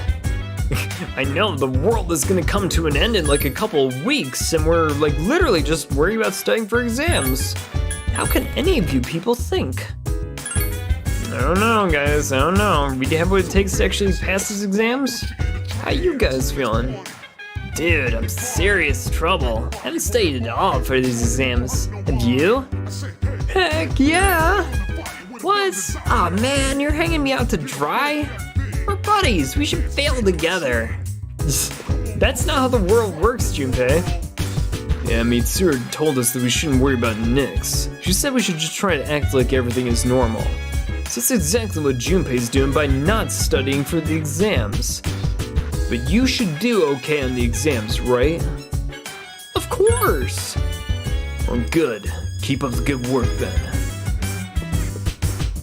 Yeah, just let you cheat in P5. I know, dude, Digital, they're like, no, we don't need you to look this up on Google. We know you guys can look it up on Google, but we'll just throw it in the game just because, I suppose, but still. No hassle required, 3 times as well. Oh my god. Like, okay, I think even the peoples at Atlus figured out that, like, a lot of us would just look this information up or some of that, so they gave us the system, but still. Well, it's pretty rare for you to be here, Mitsuru-senpai. I can't say it was merely a coincidence. I never laughed with you all like this before. I just stopped by, that's all. Well, we're glad you came, right, Thuka? Of course, please come here more often. Well, maybe I will. Well, if you ask me, girl talk doesn't make any much sense at all. That's because you're a boy, Ken, and we don't understand anything about girl talk. Well, I mean, we kind of do, but they understand it a lot better than we do. Koromaro-chan, what's up? For some reason, it looks like he's smiling. Okay. Why am I not studying? Are you trying to spoil our fun? Can we just relax for a while? Right. It won't make much difference at this point. Wait a minute, are you saying it's hopeless? It's not very nice, senpai. I mean, the world's coming to an end. The last thing I'm worried about is how well I'm gonna do in my exams. I guess we better study just to be on the safe side. In fact, I'll be nervous if I don't. Wow, Fuka-san, you really are a dedicated student. I know what you mean, as much as I hate to admit it.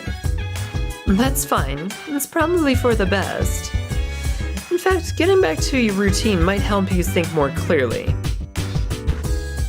Girl talk. Everyone needs a break every once in a while. Would you like to join us? Oh, no, senpai. Women only, plus Ken. Hey, what about me and Koromaro? It's okay, boys and dogs don't count. I'm not a little kid, you know. Sorry you hurt her. The decision has been made. Oh, okay, boys are not allowed at that table. Men are not allowed at that table. Got it. Studying even though the end of the world? Yeah, I know, right? Why'd you study? There's no university to get into because the university is gonna be destroyed when the world is destroyed. Seems counterintuitive. Save successful. Okay. Let's go level up some Persona. What else do you do though? I'm just gonna level up my Persona, I suppose. There's like no social links you can do it late at night or some of that, but still.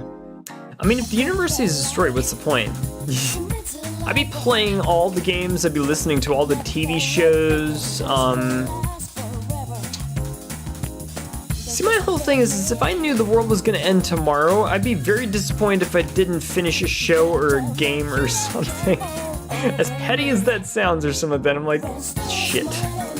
I'll be literally on my deathbed and be like, no, I've not seen Star Wars 12 yet. I mean, it's out tomorrow. I cannot die yet. I'm gonna be so upset. But still, that's just me though. Punching bag. Oh my god, Persona strength is increased. Yeah, it's fine. I don't really care.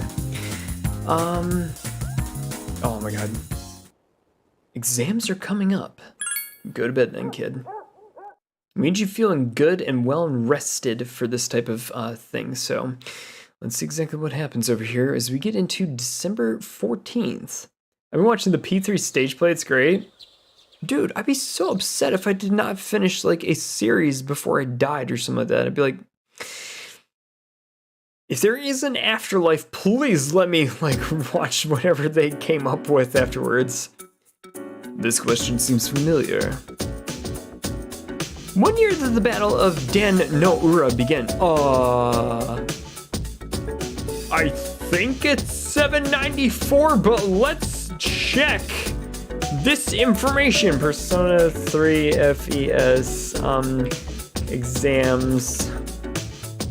December exam. Oh, you son of a bitch. You got the answer sheet? Wait, where is it? Where is it? Somebody put it together. 1185. Oh, no. Alright, I got it. Stage play actors look crazy accurate. Dude, they've been killing it lately. I'm not gonna lie. You feel confident about your answer. Ooh, we can do this! Come on, Morgana. Where's the, confidence? We gotta go into this with confidence. Okay, I'm going to December 15th. This is how we kill time in video games. This question seems familiar. Which element is found in the ozone? Oxygen? I'm not even gonna look that one up. Ooh, we can do this! It's O3, dude, it's O3. That's your element, like for real. Okay. Yeah, I didn't even have to look that one up. I'm like, this should be oxygen. This question seems familiar. Which rule relates to the Lorentz force? I'm gonna look this one up, I'm sorry. Left-hand rule. Ah, okay. Whoa. Ooh, we can do this. Left-hand rule. All right, ladies and gentlemen, we're going over here to the 17th. Look them up, there's no shame. Dude, we had a freaking network in P5. There is no shame. This question seems familiar. Translate the following. Fuya wa sutomete.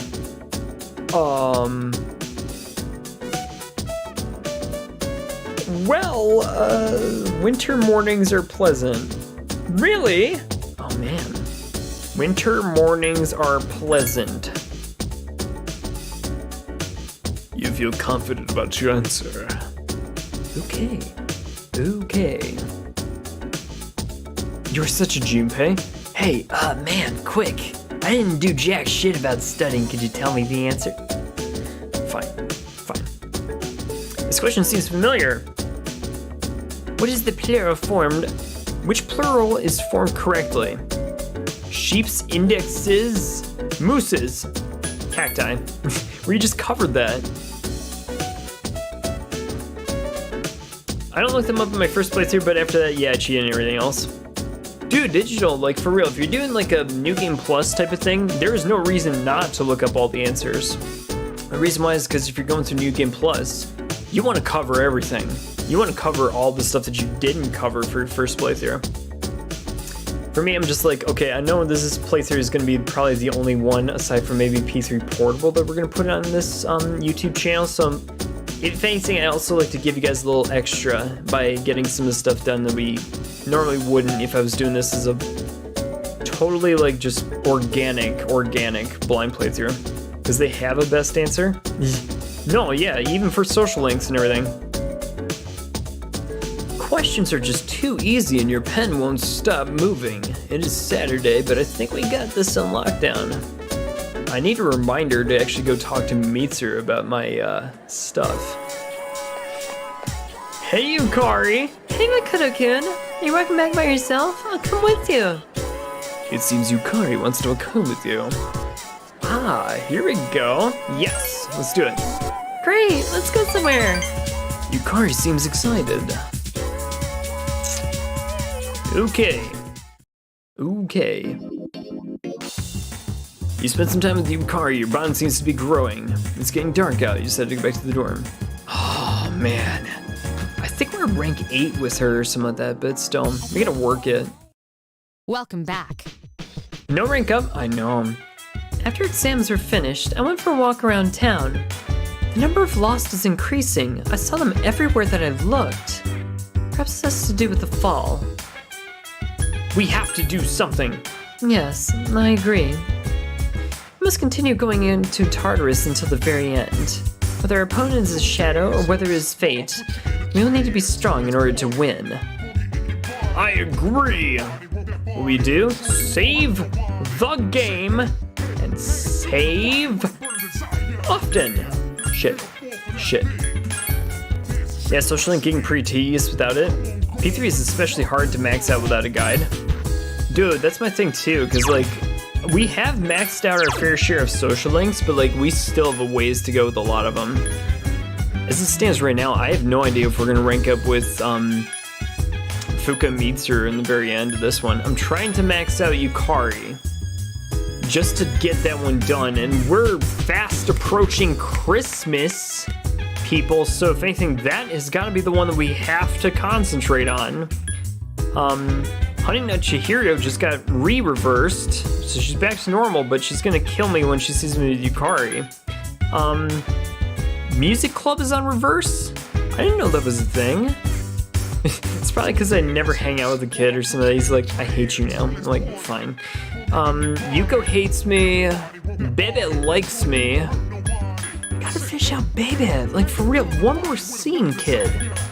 And we got 2 more with our star athlete guy. Well, in order to get Siegfried, we gotta work on Yuko, but we're like 5 days out until Christmas Eve. So, choices. We gotta think about our choices, guys. Woof! He's looking at you pleadingly. He wants to go for a walk. Go for a walk? Go for a walk? Go for a walk? Okay. Alright, fine, kid. Let's get you out over here for a walk and see if there's anybody else we're gonna run into. Oh shit! What's going on, Music Man? I mean, Kenji. Hey, what's up, dude? Is that your dog? Hey, looks like he's smart, unlike his owner. I'm just joking with ya. You talked for a while with Kenji because you hadn't talked in forever until you seemed closer. Not that it matters. Koromaru's back from playing. You just had to go back to the dorm. Okay. Imagine when you go for a walk with Koromaru, it says obtain Soma times 99. Dude, that would be like the greatest day of my life, but unfortunately, yeah, I don't think the game is gonna be that forgiving. Siegfried carried my first playthrough. Dude, that's another thing too, is that I hear from a lot of you guys that Siegfried would be a really good persona to have right now, but still, there's no school today. Not only that, but they need a lot more points to rank up too. Oh. Yes, who is it? Oh. Hey, what's up, bae? What's up? It's me. 2 of my favorite ladies in room? Okay, alright. Oh. Oh. You don't stop by very often, senpai. Is something wrong? Yeah, what's up, girl? No, I just wanted to talk. Aw, are you feeling lonely? Hey, are you teasing me? Yeah, she is. Isn't that crazy? No. Well, maybe just a little.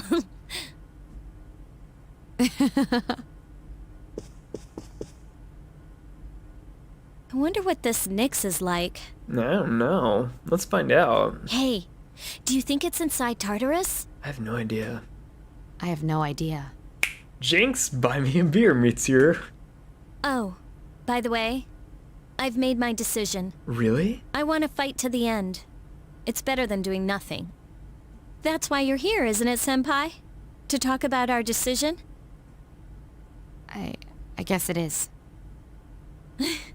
You're so easy to read. Yeah, but Yukari, you seem so adamant about fighting and everything. Could you give me some of that spirit and stuff? Because, even I'm feeling uneasy about this. I've made my decision as well. Hey, let's go. Kirijo is making great strides to turn itself around. Well? After I graduate, I plan to assume leadership of the group and continue where my father left off. Not a bad place to start by saving the world. I cannot turn back now, even if I wanted to. Well, I mean, just imagine if you failed, there is no world to save anymore, so you gotta fight. That's the only alternative. But what if you die? Well, then I die, but still, we gotta try. If I die defeating Nyx, then the Kirijo group will have to continue on without me. There will be no Kirijo group if you fail, so you gotta get in there, dude. But I am confident they would fulfill my wishes. Ryoji said Nyx can't be defeated. But I kind of wonder about that. I don't think our special member can be killed either. Who's our special member? Is it Koromaru? Is it Ken? Is it you? I agree. Oh? Death dwelled within him, amplifying his abilities, though he was exceptional to begin with. You're talking about me? Oh, wow. Nice to know that two of my favorite women are talking about me in their bedroom. Ah, tell me more. He's an interesting guy, huh? Yeah. I'm alright. I'm kind of interested, I Yes, suppose. he is. Yeah, even she agrees. Okay, alright. You know, if things don't work out, I think I'll still be okay as long as I'm with everyone. Really?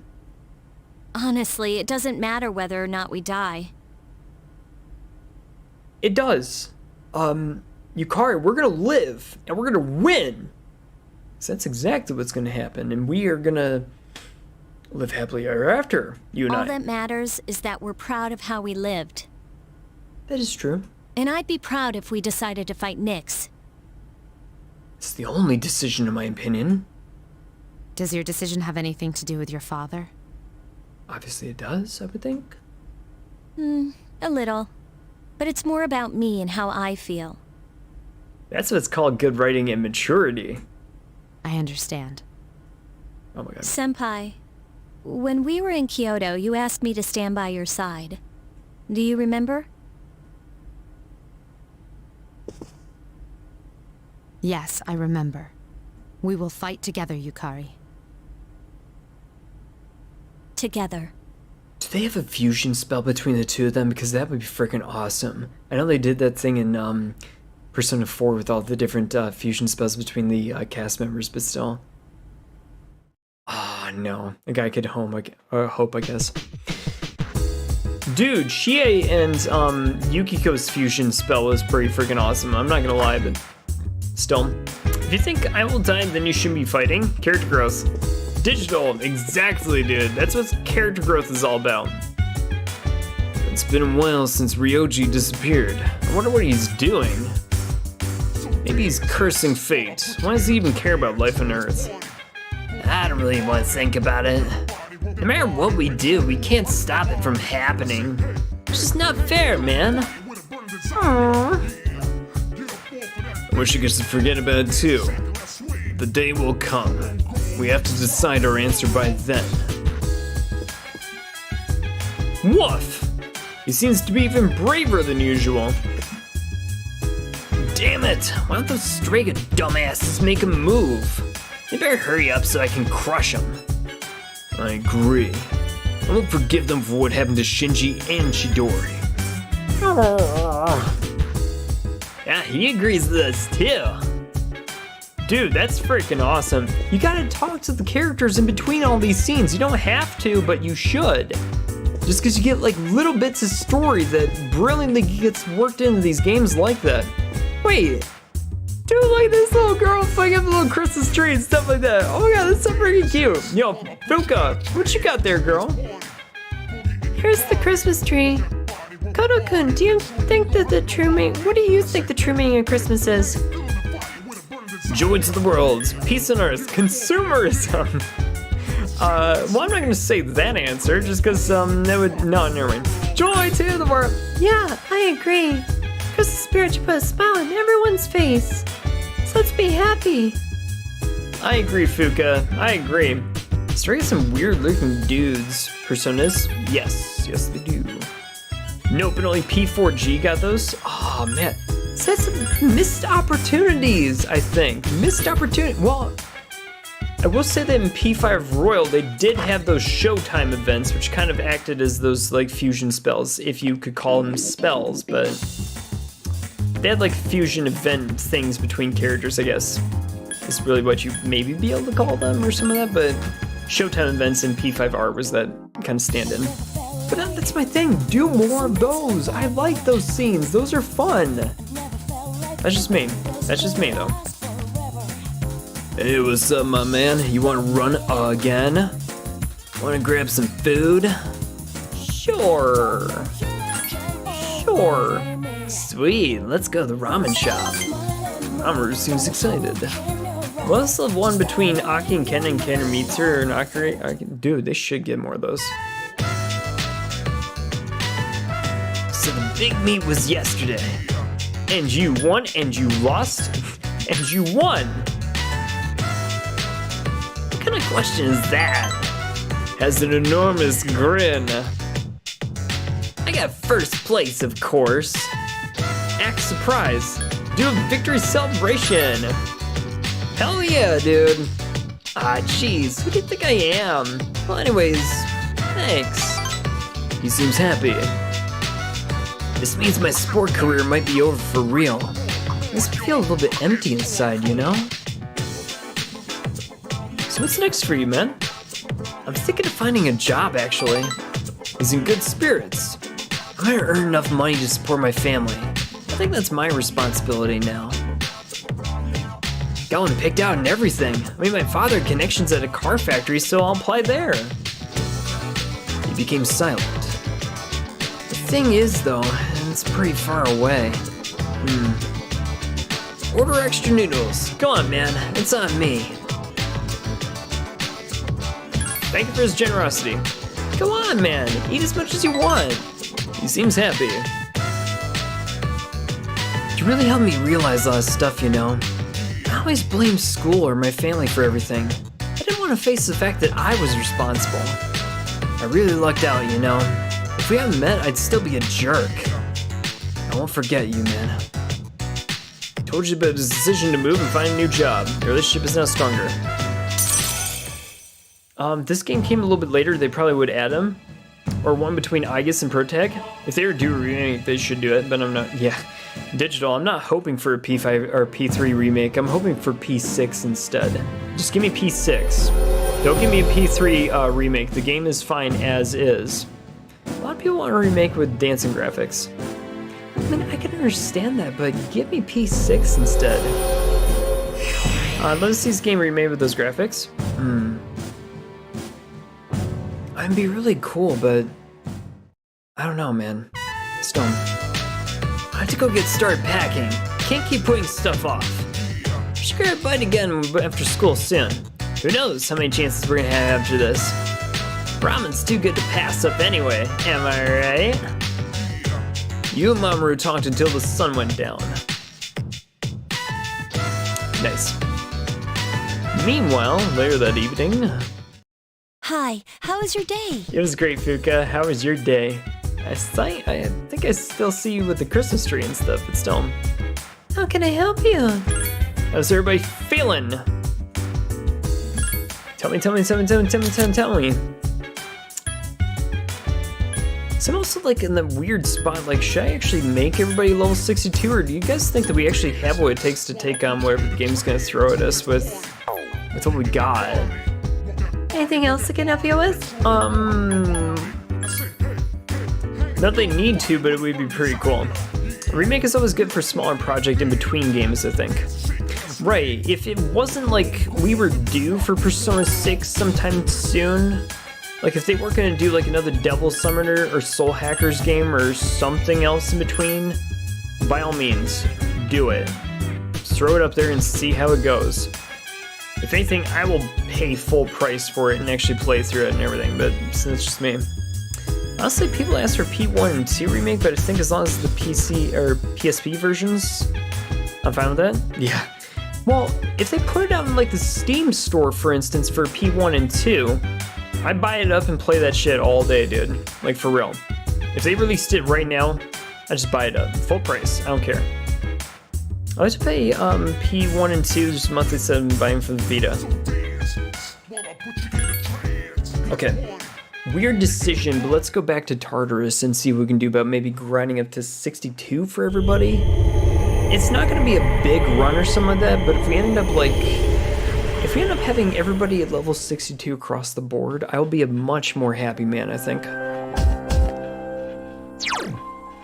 First of all, who is at level 62? This is something we need to figure out before we like really say die and all the rest of the stuff. But okay, Yukari's in, Mitsuru could be in, Junpei's definitely in. Aki, yes, Ken, yeah. I think only Koromaru-chan. So don't worry about the dog. Junpei has to be there. He's in level 60, so we're gonna need to actually get him like up with that one. So let's do this. Throw Yukari on there. We'll have Mitsuru sit this one out, but Ken, I gotta check to see if he's got the best spear or some of that, because I think he does, but never to double check these things. There you go. Yeah, he's good. So let's get him added to the party. I think we're pretty much good to go at this point. So, okay. P3 doesn't have a truly best version, so I don't think it needs it the most. Alright. I'm gonna go up to floor 201 and see what we can do about actually like grinding out a couple of levels and stuff, but still. Junpei is at 60. He's got to get to 62 at least. And speaking of which, how long do you have to go until you level up? What's your status? What's your story, dude? 1500 is not bad. That is not bad whatsoever, actually. Okay. So, we gotta do the thing and see what we can do about actually getting everybody up there, but still. Okay. Actually, that's just one level pretty much for everybody across the board, so this shouldn't be that big of a chore like in the first damn place. P3 Full Moon of the true P3 experience? Oh my god. So I need to get involved with all that stuff, like for real. I just watched some Stargirl stuff and forgot how good Season 1 gets. Dude, I need to look into this one a little more. Shit, don't do that. Whatever you do, don't use Koryu for that. What? Alright, come on there, guy. Need to break.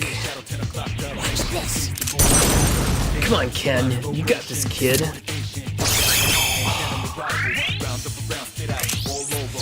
Summer on the beach. Hey, look at that. Hey, Yukari, thanks for the open. Yeah, things FES has, Portable doesn't, and vice versa. True. But I wanted to play this game so we can actually get access to the answer. That's one thing I wanted to try to get when we actually had this playthrough, is access to the answer.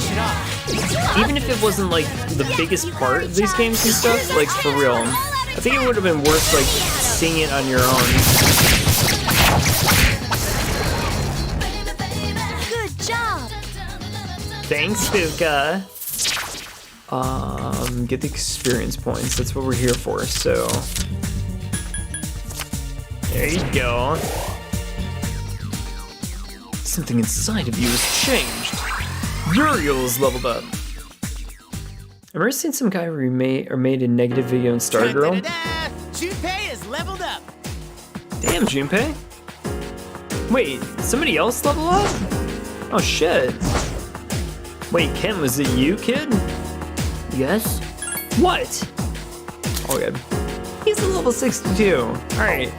Sorry, Ken, but we're gonna get rid of you as soon as we actually have a first chance. Sorry.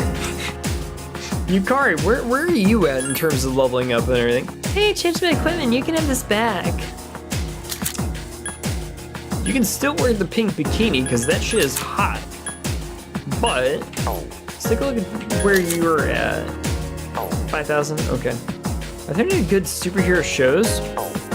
You know, I don't really know, because I haven't looked into them too much. Wait! We have the warp pad over here. Hey Ken, guess where you're going, dude? This place where everybody hates the music? I hear Daredevil is really good. That's what I've been hearing too, is that Daredevil is actually like surprisingly really good. You know what show I'm watching like casually right now? I've been starting to like watch this just on the side and stuff, and I'm only on like episode 3. So I haven't like gotten too far into it or anything like that. I'm starting to watch The Sandman. And so far that's pretty good. I mean, the ending to most of these shows is definitely paramount, I will say that for sure, but like, I started to watch The Sandman just casually on the side and stuff, and so far it's pretty good. I mean, it's 3 episodes in, okay, but still. I finished it last night, literally. Black Lightning and Titans are good. Don't say She-Hulk. Lizzie, was it that bad? I don't know, man. My Disney Plus membership does need to get some use out of it at some point, but like I think there's gonna be a couple of other shows or movies that I probably would actually get into a little bit first. And watch Black Lightning. Sandman is really good, dude. JC, if you got that vouch and everything like that, dude, I probably will be enjoying myself on that one for sure. Is it just the 1 season so far? Because I think there only is the 1 season, but it's like 10 or 11 episodes, something like that. I don't know, I'll have to look it up, but I'm like episode 3, like halfway through, I guess, but still. It is really fun to watch though. It is getting good, to be sure too. I'm just wondering like where it's gonna go, and like that's the part that keeps me like invested in everything, is like wondering where it's gonna go from there. It's 1 season, a bonus episode, I think. Oh, is it like a standard 10 episodes, like a bonus 1 episode just to like add more context to the universe or story? Because I could see that for sure. WandaVision and Loki were pretty fun. You know, I started watching WandaVision like a long time ago, but I just never finished it. I think I got like episode 3 on that one too, and I think I just got busy. That's just my thing, I just got busy and I just started watching or doing other stuff and started playing. Probably because I started playing Trails of Cold Steel. I just got too like invested in that one. Haven't you guys actually start watching the Lord of the Rings show? Because I've heard mixed reviews on that one too, where they're like, some people are like, dude, it's awesome. Some people are like, oh man, it kind of sucks or something like that, but still.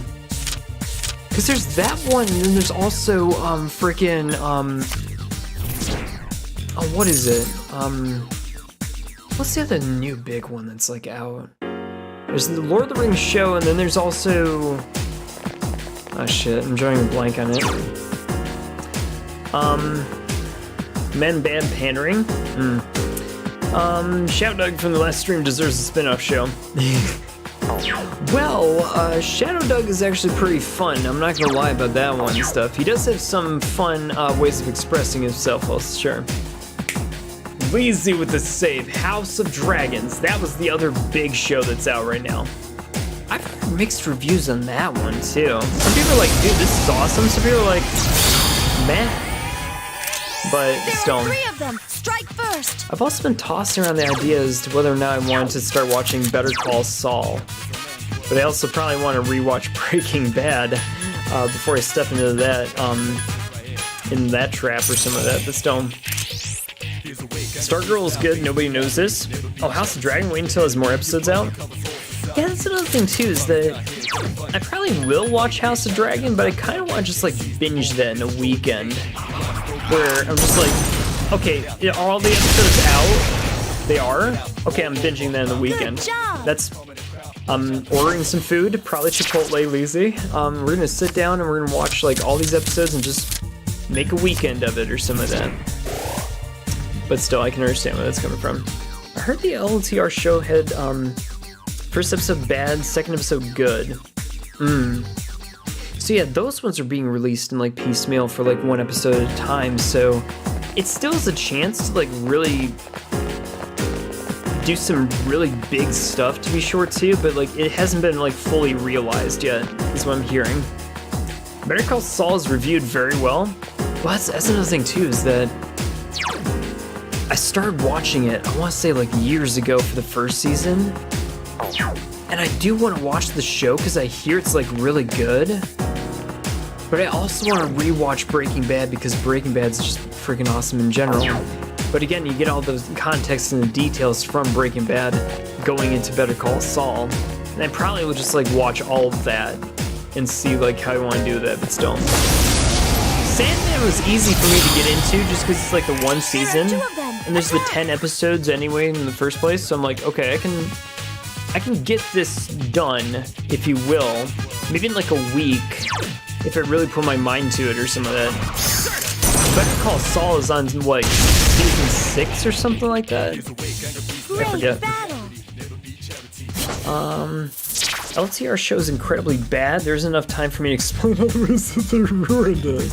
Oh god, no. That makes me even more wary about these sorts of things or some of that, but still. I really like the rehearsal with Nathan Fielder. It's literally like 6 30-minute episodes and so good. Dude, I can get into that for sure. No, it's like, on a couple of my weekends, I'll watch It's Always Sunny in Philadelphia and just have that running on repeat just because, like, the episodes are so ridiculous, but there's only, like, so many of them and stuff, and, like, they literally take, like, 24 minutes per episode, but they're, like, super freaking hilarious, and you can put it on in the background and you literally find out later that you've watched, like, 4 hours worth of episodes and, like, a couple of seasons already, but still. I just love that show. It's super freaking hilarious, but it's not for everybody, I guess. Better Call Saul is finished. Okay, so that is a completed show. Interesting. Alright, I'll have to, that just means I'll have to get into it then. Some of these shows that just need an anime adapting manga, but they don't go for that. See, I'm always very weary about anime to live action adaptations. Just because they either are really good or they suck. And very often, they just suck. There aren't too many that like I ended up like liking or some of that.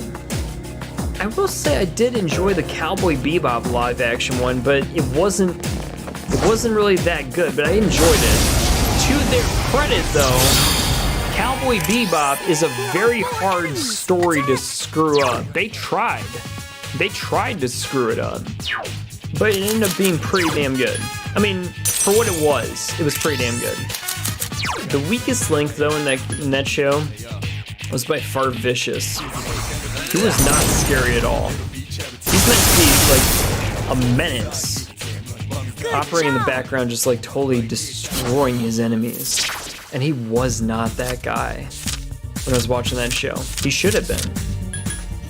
They made Julia much more menacing than him through most of the show. But damn it, that's not how they were supposed to be. Animated live action sucks 90%. Yeah. No, Lizzie, I'm always weary about that stuff because I'm like, hey, guess what? Death Note's gonna be adapted into live action. No, you do not need to adapt that into live action. As much as you would think that that's a good idea, it is not a good idea at all. Sorry. And Netflix keeps making them? Yeah. No, for real. You gotta stop that shit. Dude. Frank is my favorite character in that show. Dude, Frank is like literally the best part about that show. Oh my god. Well, one of the best parts, I will say, but still. Charlie's hilarious too, though. Oh my god. Super looking forward to Chainsaw Man. See, I haven't actually like gotten into it just yet, but it looks super freaking amazing actually.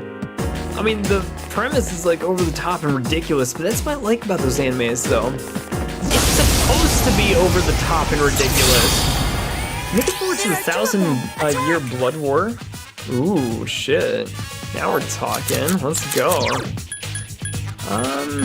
You know, I haven't even used Abdon yet. I don't know if this is gonna be good. This is only move. This is his only move. Oh, God. At least if I use him, nobody can freaking hit me, so we'll take it.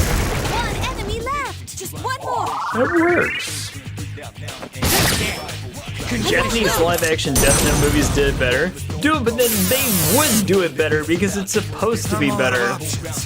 Yeah, Daiko, like seriously, dude. Oh my god, they should do better. It's supposed to be better. Being nostalgia for Death Note as bad as we loved the anime back when it was new. Dude, kid, I will say that Death Note is very oftentimes my Halloween anime. Like, I don't watch it for Halloween every single year, but there are some Halloweens where I'm like, nope, no, we're binging this show and having it on the background or some of that, like in the days leading up to it. I don't watch like half the episodes in like one of those Saturday Sundays and stuff, and like the Saturday Sunday right before Halloween, I'm like, nope, we're finishing up the show and stuff like that. Or at least until so-and-so dies. For those of you guys who haven't seen it or something like that, but still. I should have seen it already or something like that, but still. Death Note is too much fun. Dude, it is. It just totally is. I mean, I don't know. It's like one of those like best of animes that like you forget that you're even watching an anime. And there's some shows that are like that too, where you just forget that you're watching anime and you're just watching a damn good TV show and stuff. The music, man. Dude, the music, the looks, the attitude, the writing. I mean, even some of the writing and characters are ridiculous, I will say that to be sure too, but it's an anime, it's marketed towards teenagers and stuff, but it does hit all the right notes. Not to use a pun, but still. There's something don't censor it due to being streamed on Disney Plus. Wait, the 1,000-year Blood War arc? Oh shit. Huh. They just like Halloween stream? Oh man, I don't know if I could do that anymore these days and stuff. I used to dress up for Halloween and everything, but I'm like, I'll think about it, I gotta find a good costume I haven't done in a while, but still. Or like I haven't done before. Then I would probably have to commission an outfit or some of that and get some cosplays going just because I don't have time to actually make those costumes myself. I'll be very honest. If I do cosplay, which I do, I always commission my outfits because I don't have the time to actually put those outfits together myself. It's supposed to be ridiculous. Yo, how did you recently watch it? Couldn't get his death and I found too predictable? What the hell just happened? Well, we got the money anyway, so that's fine. So weird. These things are getting harder and harder to predict. You couldn't round it up to 100,000 yen. Damn it, game. Damn it. Fine. Yukari's at 62, right? Where are you at, Bae? There you go. Alright, she's at 62. Junpei, are you at 62 just yet?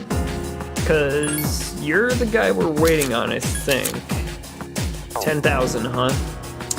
Maybe about 10 years ago, so I want to say. Oh my god. Oh, 10 years ago. Not 10,000 years ago. What am I saying?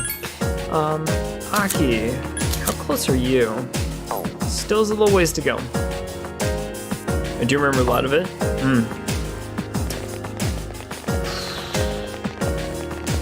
Alright, we're still gonna move with this one. Let's go up the stairs. Dude. I mean, Death Note is one of those shows that, like, you know that Light Yagami is gonna fall into the role of a villain just because and stuff. I mean, nobody with that kind of power does not get corrupted. I don't care who you are. If I had that power, I literally would be corrupted too. Nobody should have that power at all. There are 2 of them. It's ridiculous what people can actually like pull off of that and stuff, but still, like, yeah. The one thing I will say too, that the genius of Death Note is it starts to like ask the question. It's not the power necessarily that's what the show is about. It's how the other characters are all affected by the fact that there is somebody out there who could do these things to humanity, and the morality behind it. That's the part that really gets me. It's not so much that light can actually do this to people, but it asks the moral questions: should any of this stuff be tolerated by society? And what do you do about it when you find somebody has the power to do this thing and like impose his will and stuff like that? But even so, with that kind of power, there always inevitably comes the fall, because people will take that stuff one step too far. They just always do. And that's just another thing too, is that you will eventually like fall from grace at some point. Just because hubris eventually gets all the rest of us with it too. You think you're going to be becoming way too powerful with all that stuff, and you fear there's not going to be any consequences. And Light, 3 of them. Strike first. Light, to his credit, evaded so many of those consequences when he legit should have been brought to justice way early on. He just lucked out. Lucky son of a bitch that he was. But again, it also asks the morality question. It should we still do anything about this? And then again, you know, it also comes in the question too, like the guy is only killing murderers and undesirables of society and stuff. So what do you do? Do you submit to Kira's will, or like what? Are you just governed by this man? Let's see. Like on ego because of the Death Note? Yeah, no, for real. If anyone wasn't already, you should rush Durara. Dude, I start watching it, like, I want to say, like, after this one convention, but I never finished it. I gotta go back. Did I think about it? Isn't this game kind of similar to Assassination Classroom? Assassination Classroom? I think it is. Gekkoukan defeated an That's the enemy. last one. I haven't seen it. Yukari, what you got, girl? I'm not who I used to be. Nope. Experience points, get it. Come on. Oh, shit. Where'd it go? God damn it. Just get rid of Kali. I don't really need Kali. Shit. Look at that battle scene art. Dude. Only 400 experience points for that. I got 10,000 experience points to get through. Shit. You should definitely finish it. It's nothing like Assassination Classroom. I'm playing Nocturne on hard, and I'm like, Kabukicho Prison, I'm level 42, am I overleveled? Retro, I honestly have no idea anymore, dude. I honestly have no idea anymore. I should know, I just don't. That's my problem, but still. Let's just do this, I don't really care.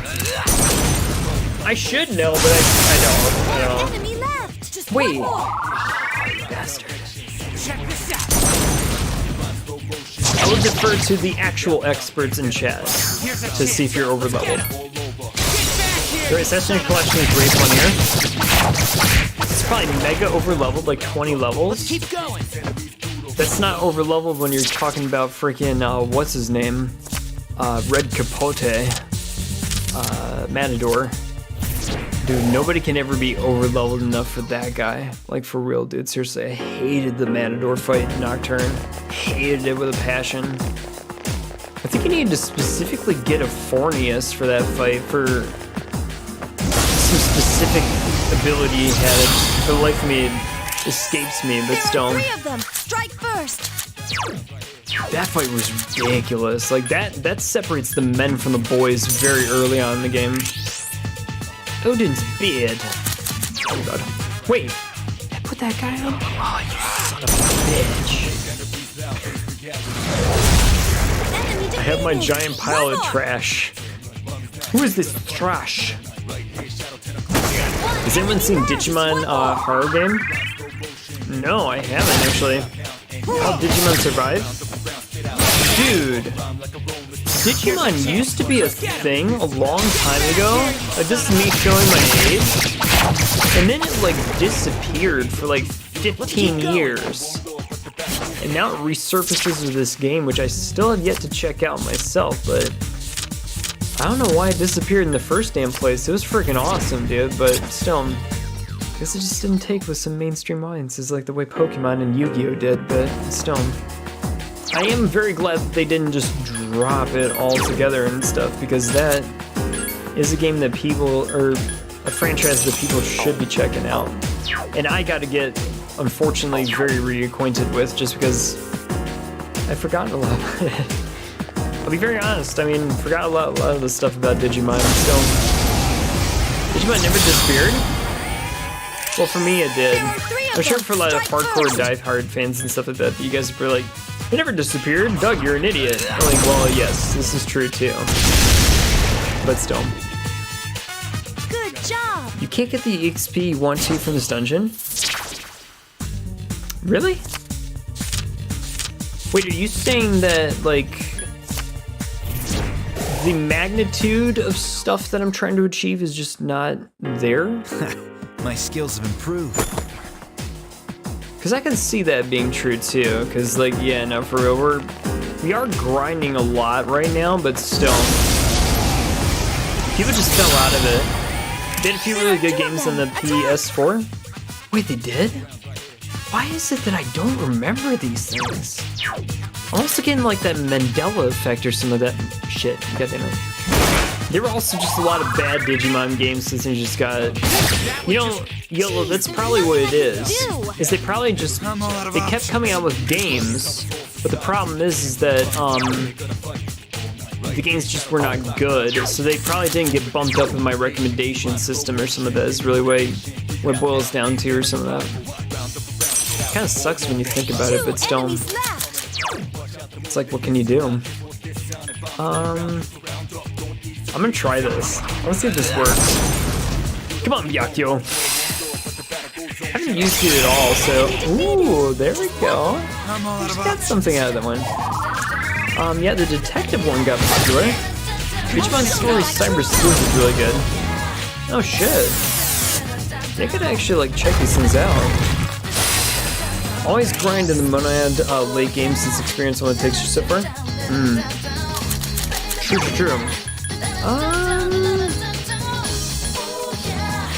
Just throw Loki in there. Let's just end this. Get him out. Wait a minute. Yukari did that thing, didn't she?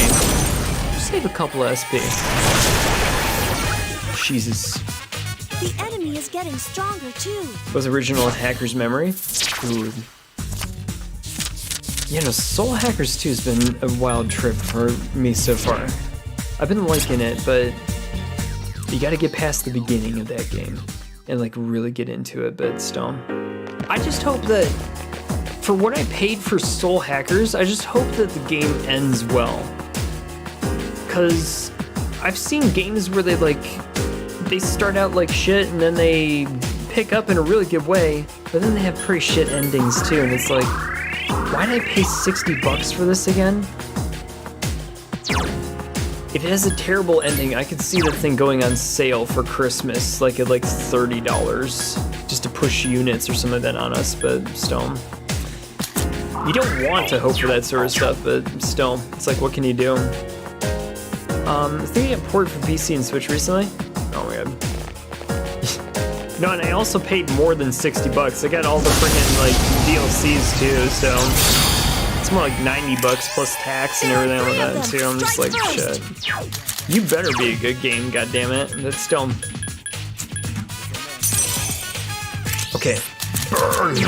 Burn, you bitches! Burn! Hey, there you go. Great battle. Right. Keep your eye on the ball. That's how you get it, ladies and gentlemen. Something inside of you has changed. Sir, it has leveled up. Wait, wasn't his magic at 70, not 68? Sir, are you holding out on me? What the hell's going on with this one now? Hold on. No, it's a 71. What's a 68 crap? Game, you're drunk. Shit. There are 2 enemies. You pretty much ain't found boss with Sir. You found the Yo, enemy's Daiko, you think weakness. so? Here's our chance for an Well, all-out especially the fact that he's got, what, like 71 magic? The guy is stacked right now. Dude, great battle. Deathbound with Cert does like 800 damage against these guys and stuff. Like, for real. We should be able to, like, just turn on and off and stuff when we get that fight. And don't mean to be getting, like, bored as, whoa, shit, here we go, big boy. Alright, here we go. How'd you notice me? You got eyeballs in the back of your head or some of that. Get up! Oh, bastard. It's on! What level are you on? 204? I forget. Hikari-chan defeated an enemy. Yes!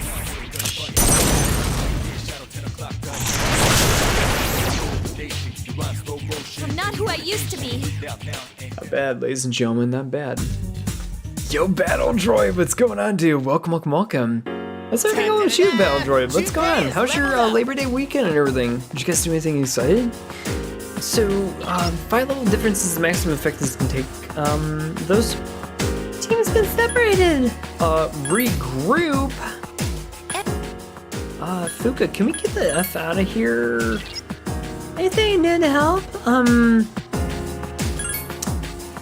Okay, but are you sure you want to go back? Yes! Yes, I did. Just stay there. Here. Carbon jacket.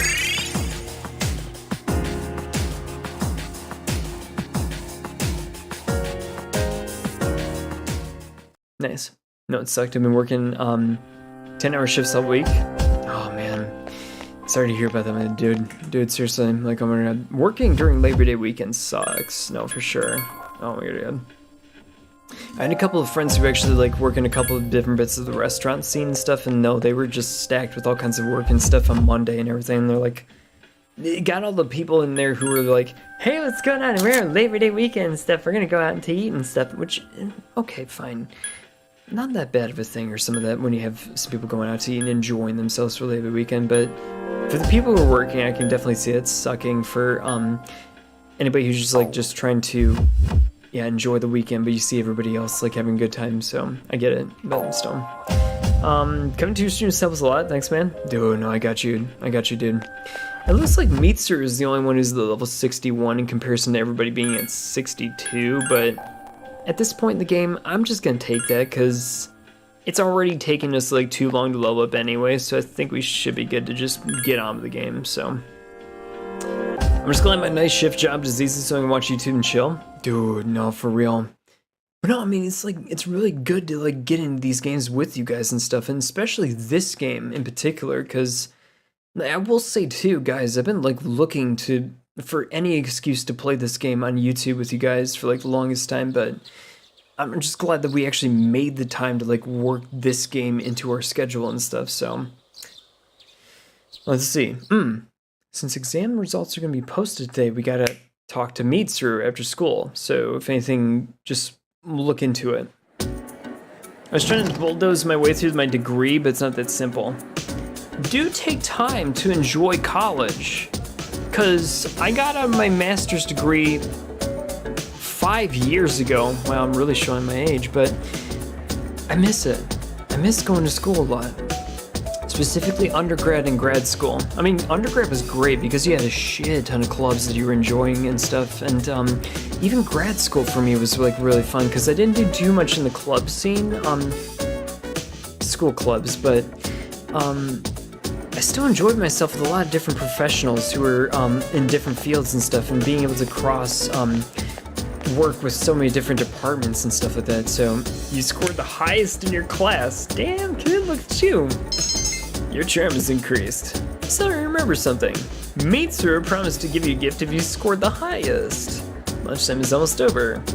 You just have to go back to your classroom. I'm at work right now and it's so busy. Dude, I know, like for sure. But even for like the small amount of breaks and stuff that you can do in between like a lot of the stuff that you got going on at work and stuff, glad that you're here, dude. Glad that you're here, dude. I'm going to college mostly online. Gotcha. That's just how it is nowadays and stuff. I yearn for those days where you actually get onto campus and stuff, because that's where it's happening and stuff, but still. Sign of the times, I guess. I don't miss school. I have really bad ADD, so it's hard for me to focus. I can understand that, though, JC. I mean, if you got the stuff going on with ADD and everything, it can be very hard to concentrate, which, yeah, that makes sense. Online too, then soloing my degree? Gotcha. Right, let's begin.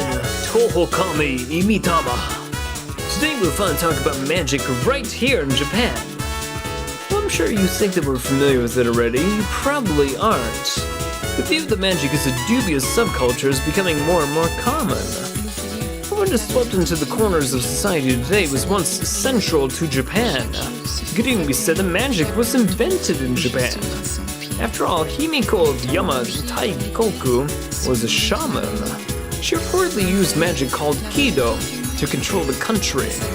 Sadly, we have no way of knowing what kind of sorcery that was. The same is true of Prince Shotoku, who established a centralized government. He practiced on Myondo, so in a sense he was also a shaman. With origins like this, magic was naturally woven into the very fabric of Japan. During the Heian period, for example, the Bureau of Onmyo was established on Myoji to expel the evil spirits and give spiritual advice. You may be familiar with that from the legend of Abe no Seimei. Even in the age of the samurai, magicians played their part. Many generals who studied divination and military tactics could be considered magicians themselves. Are you all listening? Don't become mesmerized now. I'll test you to see how closely you've been paying attention. Get it wrong and you'll hear more taboo phrases. Tohokami Imitama. So who to call on, Makoto. I ask thee.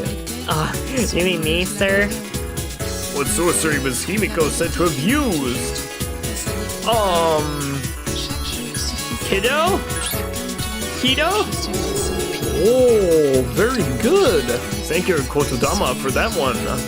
The trend of time magic to the people continued into the Edo period, but the new government formed during the Meiji Reformation stamped it out. Tsuchi Mikado Shinto, which had been revived during the Edo period, faded away. You gave the correct answer. Your charm is increased. Yo, TB, what's up, dude? Oh my god. Yo, TB, how was your Labor Day weekend and stuff? Did you enjoy your 3-day weekend? Dude. None of the students, but it's either this or nothing, can't afford traditional university. Dude, retro. It is so ridiculously expensive for traditional university and stuff these days. You know, and the prices just keep going up, dude. It's like ridiculous and stuff. I mean, like back when I went to school for undergrad and stuff, it was already ridiculous, but like, I looked at the tuition costs now and I'm like, damn, dude. You had to come from a family of means to even go to school anymore these days and stuff, or you had to take out a shit ton of student loans, but then you just get that crippling bullshit that you gotta deal with for the rest of your life and stuff, but I don't know, man. It's crazy. Where the hell is Mitsuru? Exam results from second turn give the high score with the junior scores. Whose name would you like to look for? Yukari! Scored above average. Junpei. Junpei scores average. Look for names. Fuka. Fuka did well. Igus. Igus did not take the test. It's good to see the game actually like took that into play with this one. Look for names. Done. Wait a minute. Senior scores. Mitsuru scored the highest, of course. What about Aki? How did he do? He did well. Okay. The anime was Kido. Bleach is definitely my favorite anime manga. Dude, let's go. Not bad chill with friends? Same TB. Well, except I chill with family and everything, but still. No, chilling with friends is a great way to spend the Labor Day weekend. Consider a student council on Monday, Wednesday, and Friday. Aw, shit. Yeah, you're right. I feel so bad for ignoring her, but I can't. I can't talk to her. I'm sorry. We are 3 days out. 3 days out from freaking Christmas Eve. I need girlfriend waifu material.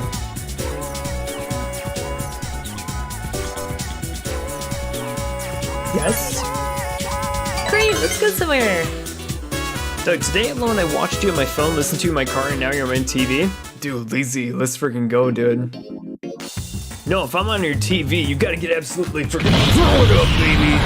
Oh my god, you're good. No, I can't do the full thing and stuff like that, but still, like, oh my god. Dude, I bet that rattled the freaking walls in your place and stuff like that, but still. I need girlfriend waifu material, I can relate.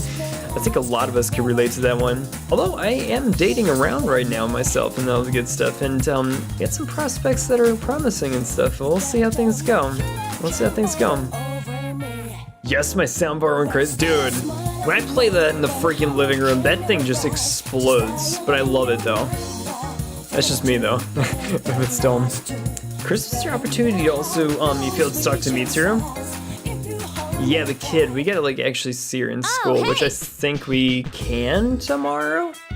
Hey, today is December 21st. It's less than 10 days away until New Year's Eve. But for some reason, I'm not scared at all. Maybe I'm a little scared. I'm still gonna fight. Win or lose, I'm gonna give it my all. Thanks, Yukari. Save the game and save often. Yeah, because you're buff and charismatic. Who, you mean me? Buff? Absolutely not, dude. No, seriously, like, oh my god. I don't go to the gym or anything like that. Dude, who are you playing at and all the good stuff? But still, the world ends in 10 days? Oh man, dude. We better get what we wanted to get done before the world ends, you know what I'm saying? Remember the time I romanced I and got the bro ending? Oh god, it's terrible. Oh god, that's terrible. Did I save the game? I'm so paranoid about these things, guys. I'm sorry. In Persona 4, dude. Got the bro ending with I. Oh god, no. I feel so bad for you, dude. But still, like, oh my god.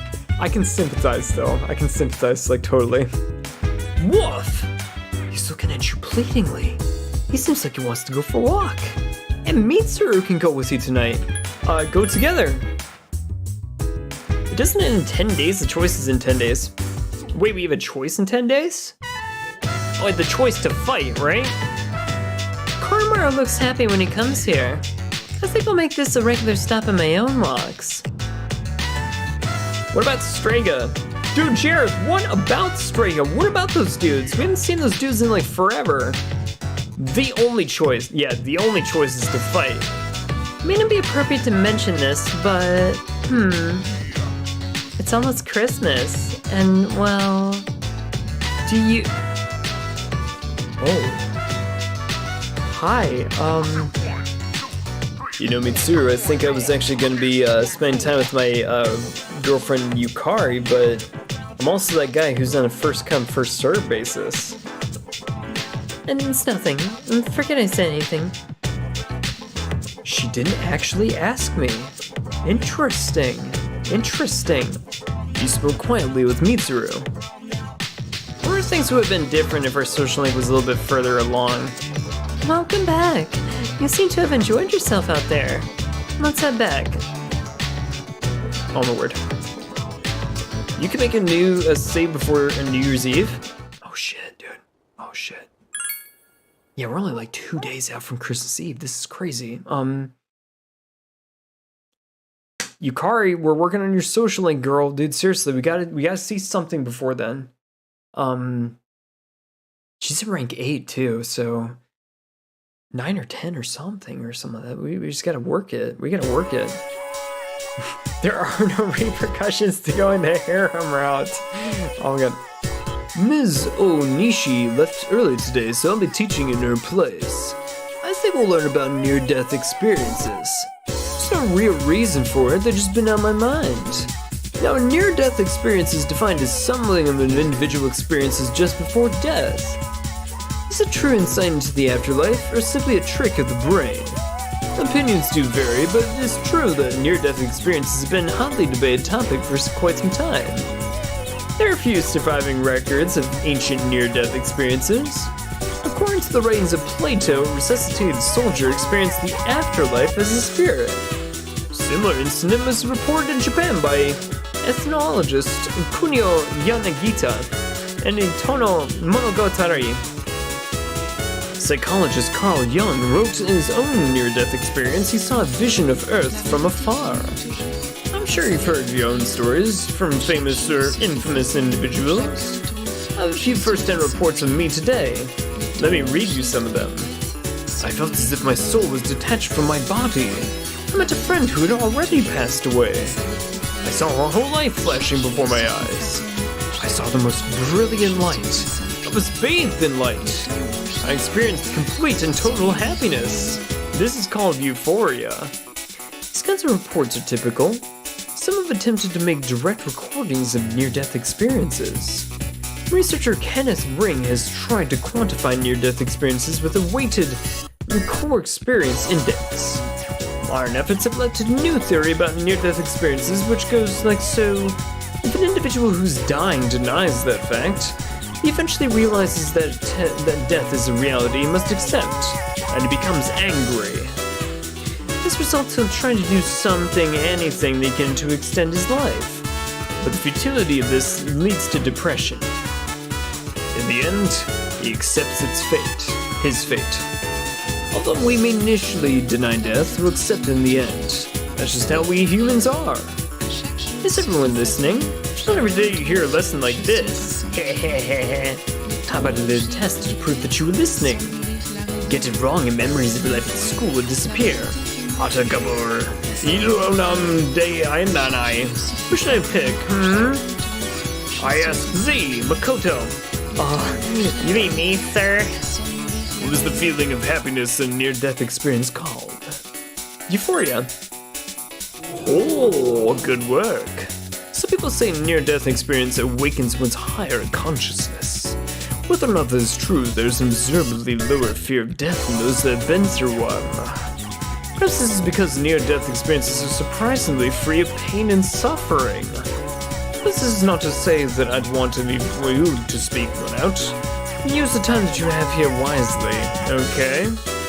That is all for today. Class dismissed.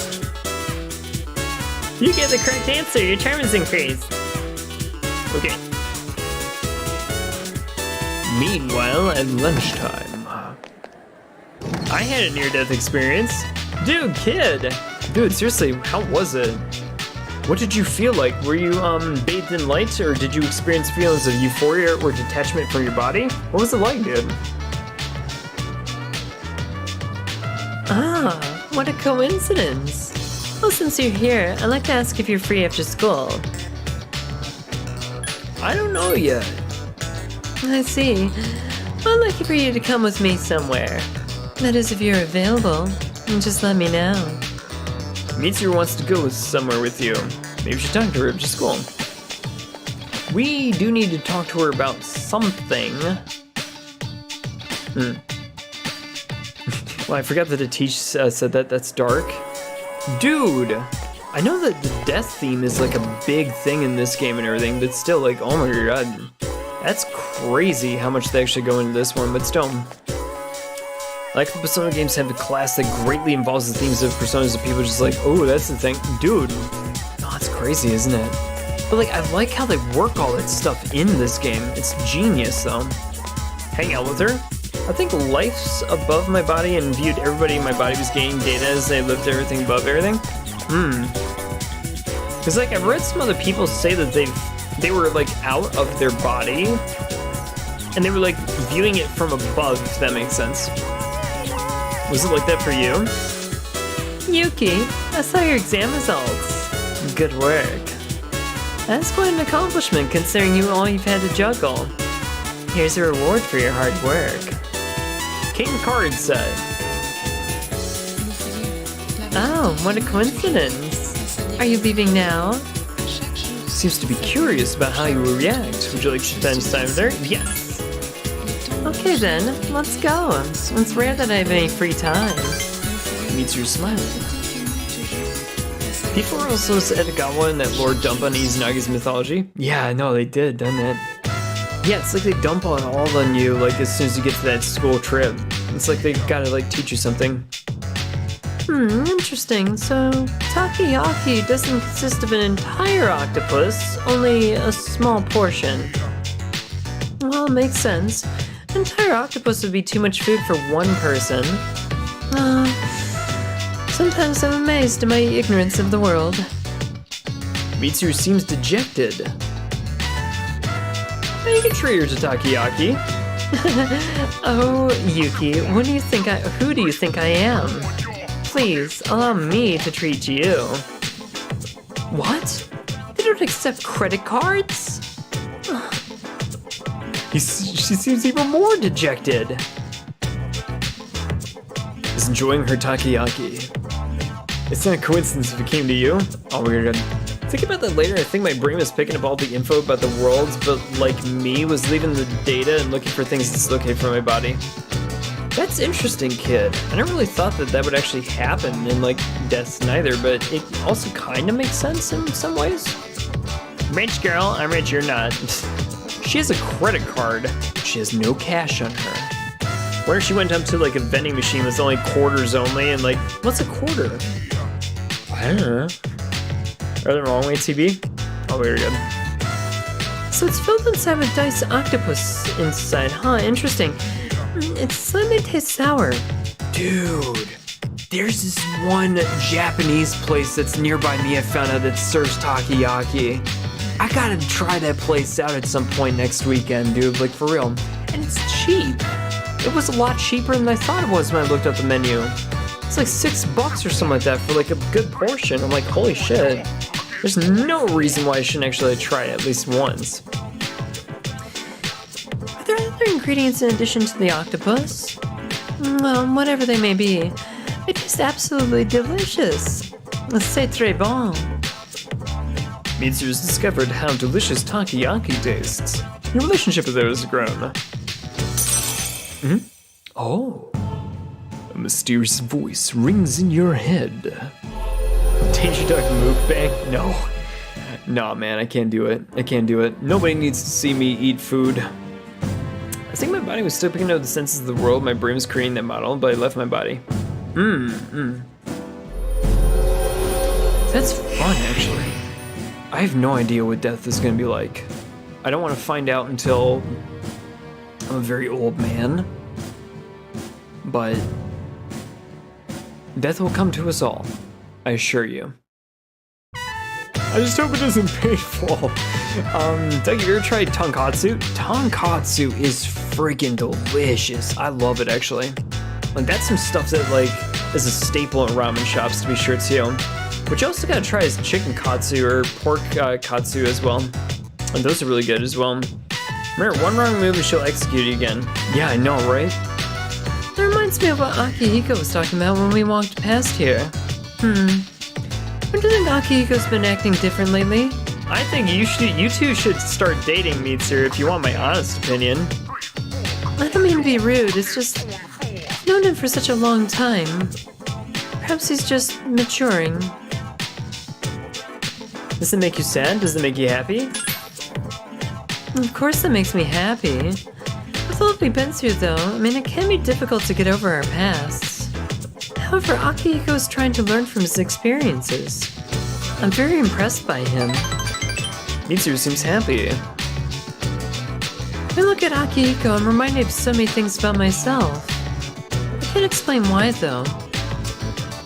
Ooh, I wonder what she would say to him. Maybe you're in love, maybe you're anxious, maybe you're sad. Close to her coming to death, this car exploding in front of me. It was far enough away that it didn't affect me. Dude, Retro, one of the closest that I've come to death with was in Detroit, in Michigan, where I was from, there was a car that literally caught fire at a gas station, and I was, I want to say 10 feet away from the gas station and stuff, and I was prepared. I saw my life flash before my eyes with that one, just because I anticipated that entire gas station going up in flames. It could have, it just didn't. But I sped away pretty quickly after that one. I was just like, nope, I'm not hanging around here to find out what happens later or something like that. But yeah, when I saw that car catch fire and stuff in Detroit and near that gas station, and literally it was parked at the gas station. It should have blown the whole place to smithereens, but I wasn't about to find out and like stick around. So yeah, no, for real. It's about the closest I ever came to death, but that's just me. It's hard now to die in Detroit. Depending on where you go, there's some parts of the city that are actually really, really nice. Maybe you're in love, Mitsuru. In love? No, it's not that. Does it appear that way to you? It's forcing a smile. He's just a friend, or should I say, teammate. I can't seem to find the correct word to describe him. Mitsuru, you and Aki should totally date. You two are meant for each other. Yo, Michelle, what's going on? I'm so late. Hi, guys. Dude, Michelle, how was your Labor Day weekend? How's everything going? Oh, my God. Good thing it didn't blow. Dude, Daiko. Dude, I was... Again, life flashed before my eyes. I was like, no, as soon as the car, it burst into flames at this gas station. It was parked at the gas station nearby one of the pumps and stuff. And I was driving very slowly near it, and I saw it go up, and I'm like... I was just like waiting for the whole damn thing to catch flames, and I'm like, let's get the hell out of here before anything happens. But damn it, dude, damn it. That was a crazy night to be sure too. I can't seem to find the correct way to describe him. Regardless, that's the extent of our relationship. I don't really even know what I'm talking about. I'm sorry for subjecting you to my incoherent ramblings. Just forget what I said.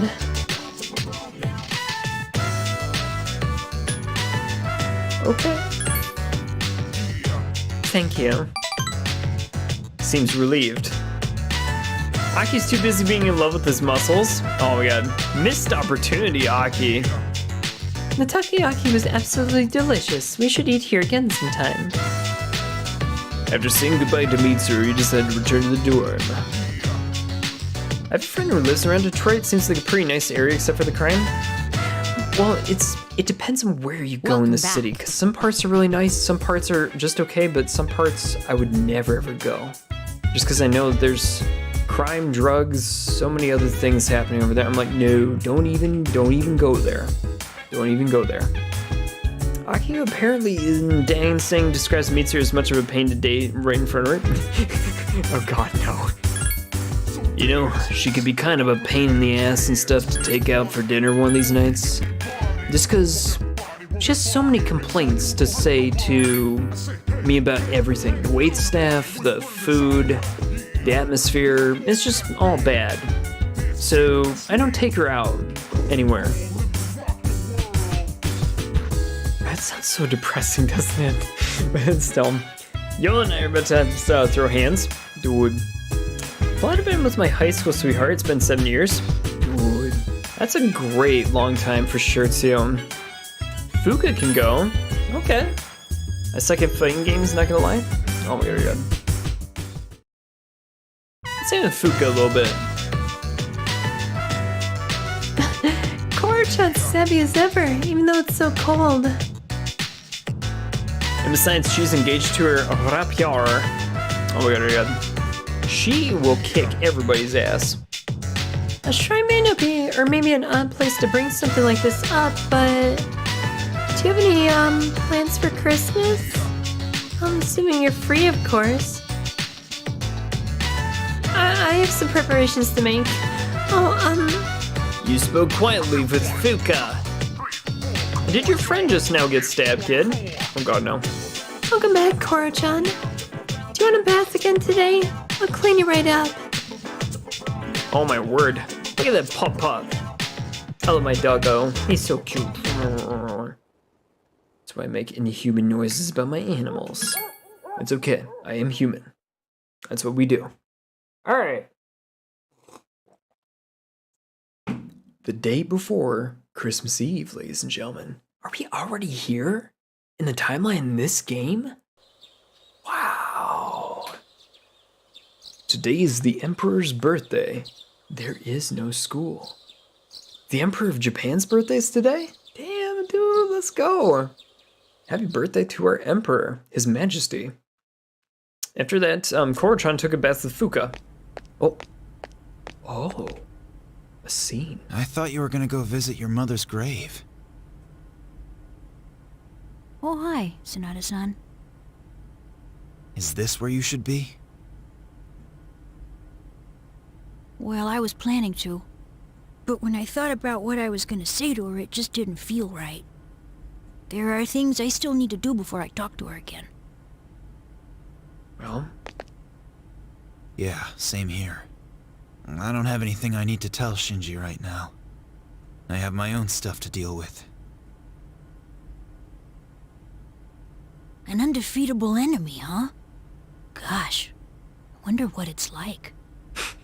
Well, I'm sure it's gonna be hard, kid, but we'll have to find out. You got me. But it doesn't matter, because I've made up my mind. I'm gonna look it straight in the eyes. Well, Straight in the eyes. I like the sound of that. You can count me in too. this kid is like braver than any 10-year-old that I've ever known my entire life, dude, but still. He's been through a lot, though. Oh my god. I do like these scenes with the rest of the party and everything like that. That really just lends weight to the characters and everything, what they're going through. I just wish we got more of it, though. It's not a bad complaint to have, though. All that DLC kind of gets you demotivated. Punch in the face. Dude. Oh my god. Alright, let's see exactly what we got over here to deal with. I suppose we can hang out with the track star guy. There's nothing else we could do today, I guess. Still low. Ken's 11.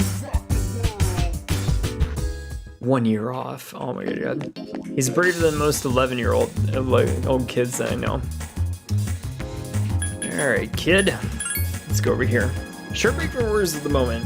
Oh, dude, Battle Droid. Let's freaking go, dude. Make sure to space out the saves. Why are they that important or something like that? Dude. Wait a minute. I haven't talked to you over here. My mom is saying all this weird stuff. Something about the end or deliverance or something. I don't understand adults. I know we're crazy, aren't we? Isn't this town messy these days?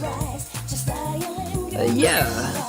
Right. I mean, the people are so weird these days, too. I'm lazy already, and I think I'm gonna get even lazier. Why, is this a condition of what our world is like now these days? Oh my god, are you freaking kidding me?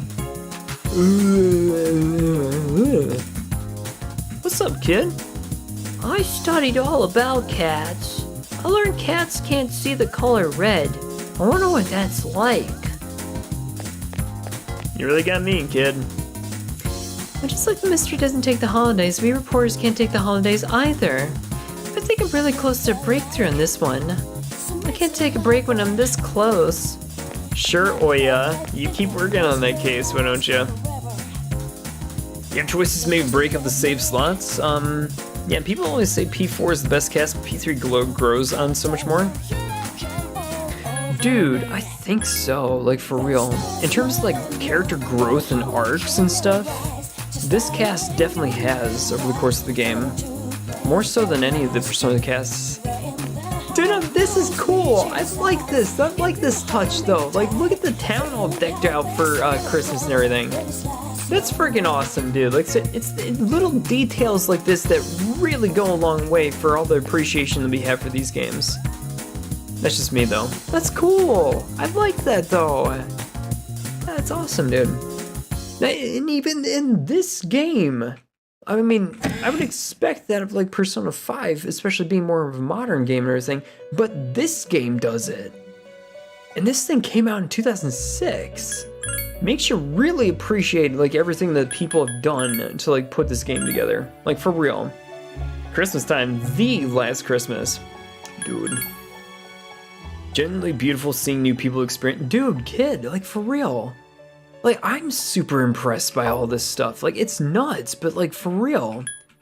Like, and again, I'm an older gamer myself, but like I appreciate the small details that they put into these games and like the effort that they've actually done to have these things realized. Now I'm just kind of doing whatever and stuff, but still. Wait, you can get this guy? You can get Bal Zibul? What? Oh shit. I might want to consider this. Yeah, but you have to give up Addis and Abdon. That still is pretty damn cool, I'm not gonna lie though. That still is pretty we gotta like look into this for sure, but well, we wouldn't be able to get him anyway because he's level 71, damn it. It seems you do not have enough power to summon this persona. Shit, fine, be that way. I'm also just like seeing if there's anything else that we could do that's like within our reach for our level of 69. Hell yeah, dude. That we haven't already. Doesn't look like it, but still. Can't you buy the mech from the compendium? Yeah, but there's the problem too about like finding space and like getting rid of a couple of personas that you might not have needed, I guess. But, I mean, we couldn't have gotten him anyway because he's level 71 and we're at 69, but still. Okay,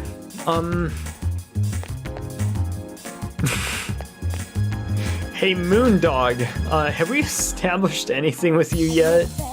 Oh, it's you! You're so persistent. Are you here to challenge the Gourmet King again? Sure.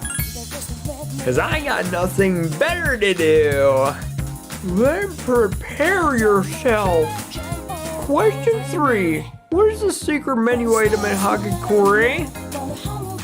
Ah, shit.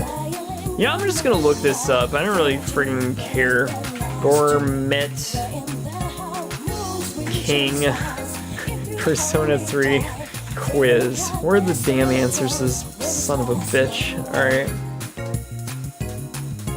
Hagakure Bowl. Really? It is the bowl? Oh my god. Worst social link in the game. Yeah, I know, but it's like we gotta do something today. I'm impressed. You seem to have some knowledge about food, but it pales in comparison to mine. Let's see, can you bring me something you've never eaten before? I doubt a thing like that exists, though. If you succeed, then I'll accept you as a fellow gourmet. How about this really shitty bowl? Huh? What is this mysterious food? Give that to me. He took your odd morsel. Oh, this is awful. But I'm impressed. I haven't tasted anything like that in all my life. I like you now. Fine. That's great, you evil son of a bitch. Have we established a social link yet? We go to the same school, right? I can tell from your school uniform. I'm kind of embarrassed to say this to you first thing, but would you mind not standing so close to me? You know, it's only because you're thin and cool. If people start thinking we're best friends or something, I'm gonna end up as the uncool one. Yeah, I thought your voice sounded familiar. You know what I'm here for, kid. Now hand it over. Whoa! It's you! Help! Emergency! Hey, you! Call the fire truck! I mean, the... Call the police? Yeah, right! We think the same way! Pipe down, kid. I don't want anybody getting suspicious here. Look, I have to go take care of some business, but you're Nozomi Mitsu, aren't you? Yeah, I thought I knew you around here. You're gonna have to reconsider. I really can't let this one slide. What kind of trouble are you in? He's only playing for like 45 more minutes. Do you think you'll do the final boss tonight? No, probably not, but we'll see. We might get through the Christmas scene, but we'll see. The scene doesn't really work with a year of Makoto doing very well with exams with the donuts and friends. I know, right? We're doing this one very last minute, I guess, but okay, fine, we're opening up the Moon Arcana, finally. Well, that was something. Normally I wouldn't stand up to guys like him, but I'm really trying to be passive nowadays. My name is Nozomi Suemitsu. By the way, about what I said before, maybe it's not so bad having you stand right in front of me. Nozomi seems to have warmed up to you. You became acquainted with this gourmet king they talk about. Oh. A mysterious voice rings in your head. Final boss will take its own straight. No, we are gonna have to book some time. Probably like a Saturday. Probably do it on a Saturday and just like book it from like 12 o'clock noon until whenever we get done.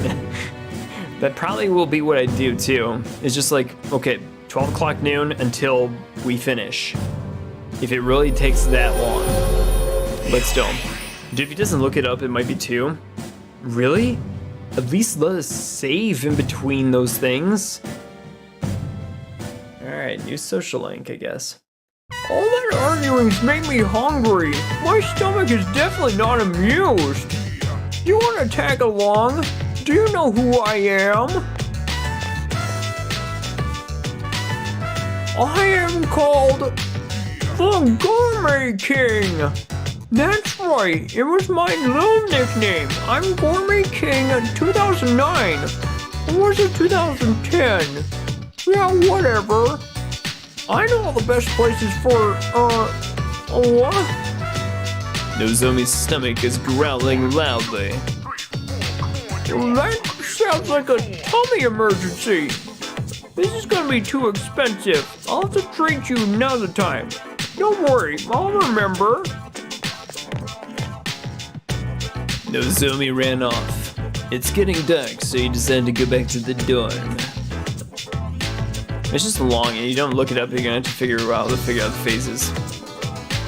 Oh shit, really? Hello. What's up, kid? What's up, kid? There are 8 more days until the New Year's Eve. Have you made up your mind about anything, Makoto-san? Well, I have. I'm going to fight.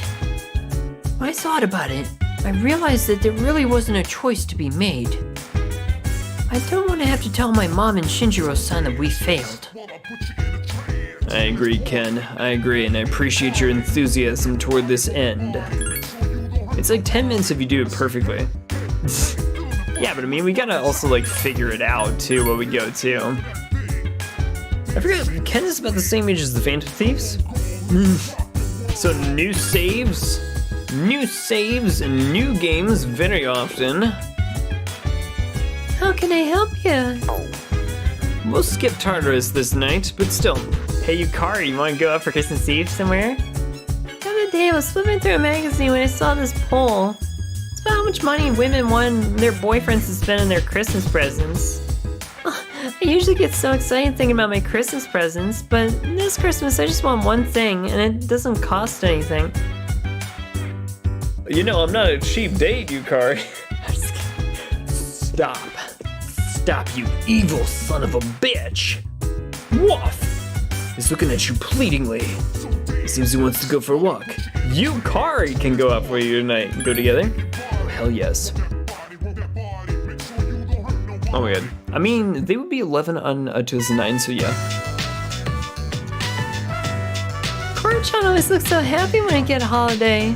What if it's because we means everyone's at the dorm?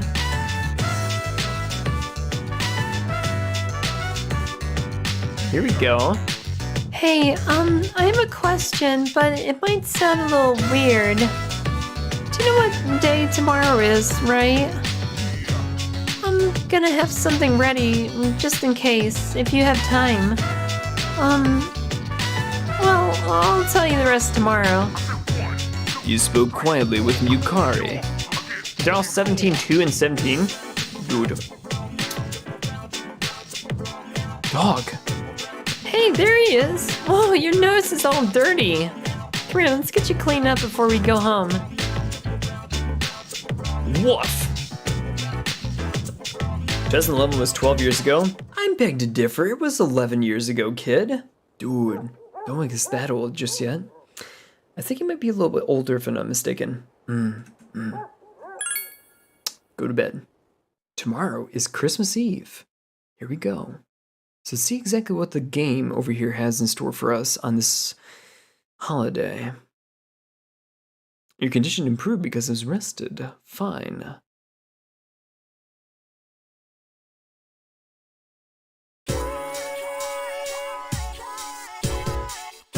We still have school? Oh, you bastards.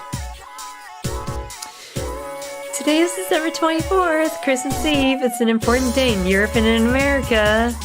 Well, unlike in Japan, December 25th, Christmas Day, is even more important. Do you all know why we celebrate Christmas in the first place?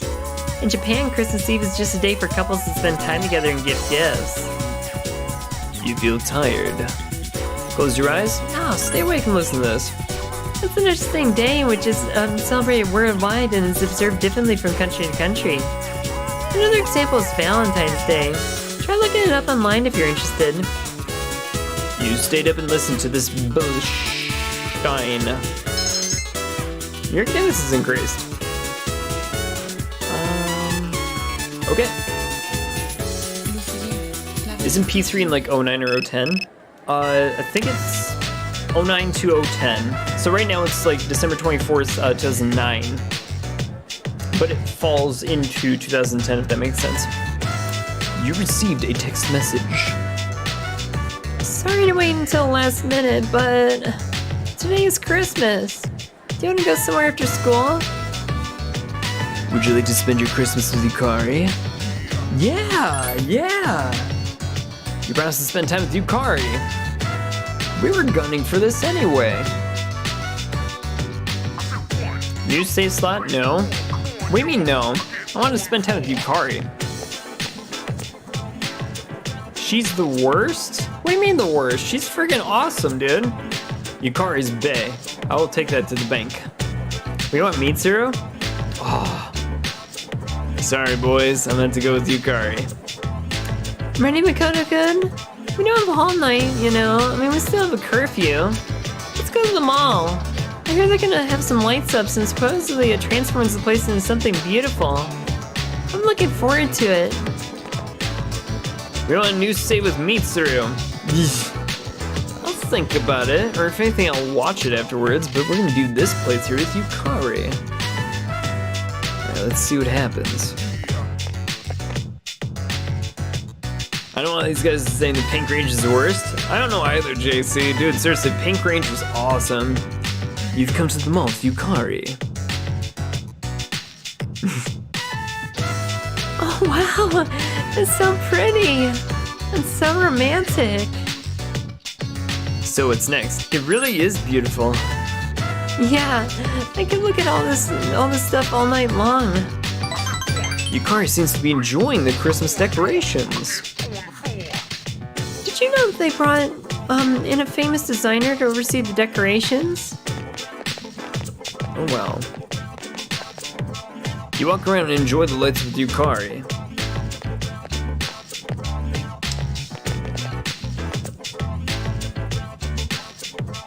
Hey, I have a present for you. It's been a while, so I hope it tastes alright. Obtained chocolate cake! Let's freaking go, dude! Oh my god, if a woman gives you chocolate cake, marry that woman. Especially if it's homemade. Seriously. I hope you like it. You have something that might make Yukari happy. Would you like to give it to her as a gift? Yes! What type of item would you like to give?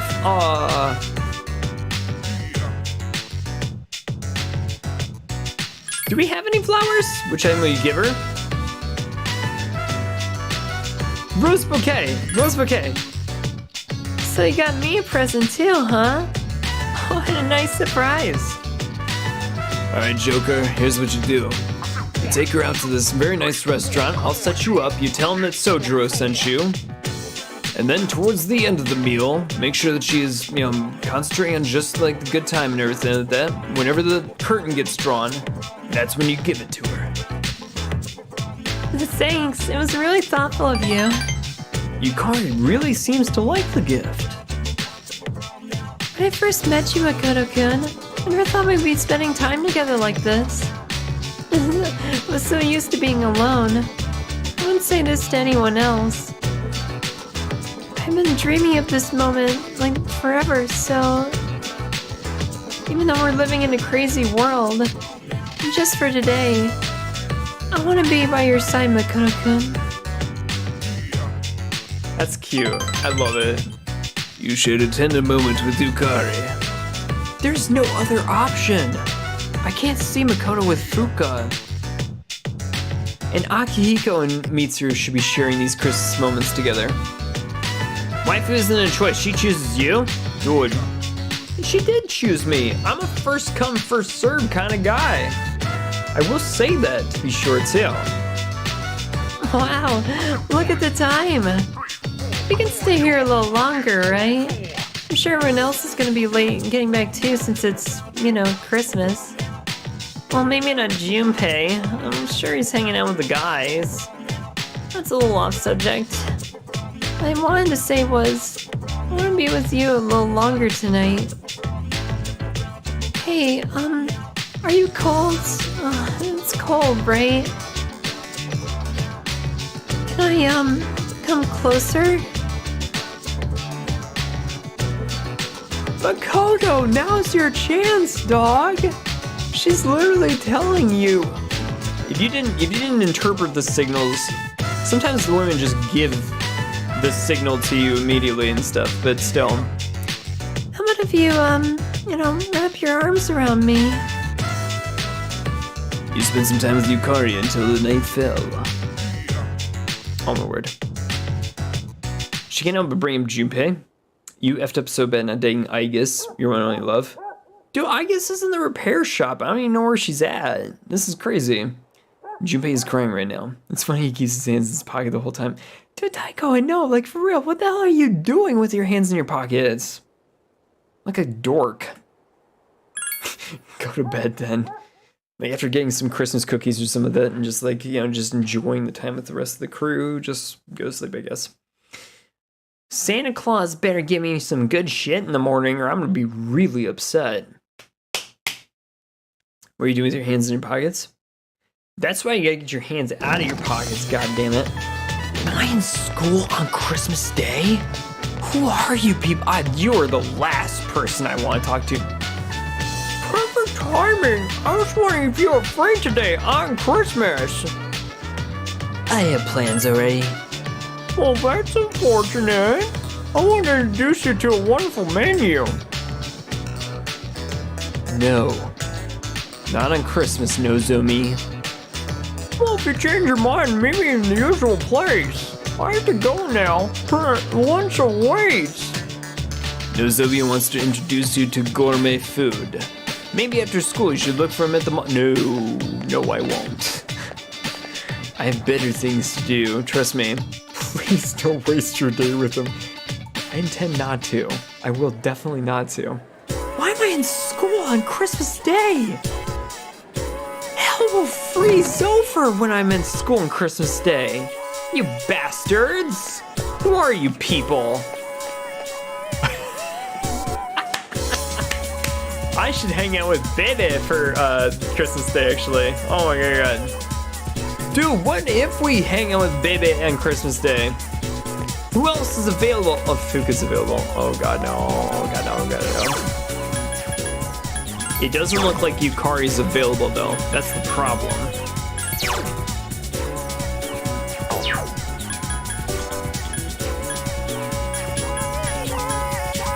Can we finish up, baby? I personally would skip school. Dude, I wouldn't even go. I'd be like, nope. I am doing whatever I want to on Christmas Day, and that probably means me playing all the games that I got on Christmas Day and just relaxing, all that stuff. But still, probably a good dinner too, just because it's Christmas. So yeah, shit ton of desserts. Yeah.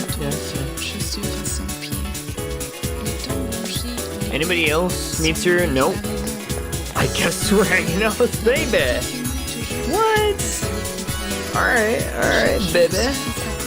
Seems your time has come. The time has come to hang out with Le Bebe. Makoto-sama, I have been waiting for you. Let us go to the home economics room. It seems like Bebe wants to hang out with you. Sure. Sewing is so much fun. Bebe seems happy. Yo, Toru, what's going on, dude? Spent all night last night playing TOF, enough to get polls for characters you like? Dude, I'm hanging out with Bebe on Christmas. I'm not even advancing with the kid. We did set it up for the next time, though. Fine. Hung with the emperors and the engines. Hey, did you know today is Christmas? Fate. Death. What a terrible Christmas. Okay, Scrooge. Christmas will be better next year, assuming we survive. That's right, next year. We're not gonna let the world end. What will you do? Save the game and save often. I'm gonna save right there, actually. That's just me. I'm sad now. Toru. Sorry to hear about that, dude. There's only 1 week left. This will be both the longest and shortest week of our lives. I know, I hear you in that one. How can I help you? We can go into Tartarus on Christmas? Oh, it's just goddamn ridiculous. There's a part of me that wants to see what it's like, though. Christmas has come, and all that's left now is New Year's Eve. Have you made your decision? I think so. Oh, that's good. The dog wants to go for a walk on Christmas. Not in the mood for a walk. I didn't think so, but still. Why is the coffee always got... Dude, Toru, you missed it, dude. You missed it. Did you just reverse everything? Oh, I hope not. Everyone in school is so happy because vacation's about to start. But none of them realize what's going to happen. They have no idea about the decision we have to make. I know, Ken, it's crazy, isn't it? Dudes. It's gonna be winter vacation soon. I wonder when we'll finally decide. And whatever it is, I just hope you won't regret it. Junpei, what's up, dude? I said Junpei, what's up, dude, not Aki again. Last exams are freaking hard, weren't they? I bombed all of them. But compared to all what's going on, my backgrounds don't seem to matter that much. Heh. I hear you on that one, Junpei. I hear you on that one. Okay. Executive decision tonight, guys. Executive decision. We are close enough to that point where I think next stream, when we get back together on Thursday, we're gonna see whatever happens towards this end of the world scenario around New Year's Eve and all the good stuff. But still, that will conclude tonight's episode of Persona 3 FES, but we are gonna be back on Thursday night and stuff, and I can't wait to see what this exactly looks like when we really get down to brass tacks with those, the good stuff. Is the world gonna end? What kind of choice are we gonna be faced with? Am I at a high enough level to even take this? I don't know, but we'll find out next video as we see you soon in the next one. Take care, you guys. Have a good night, and we'll see you soon. Stay classy too while you're at it. Bye.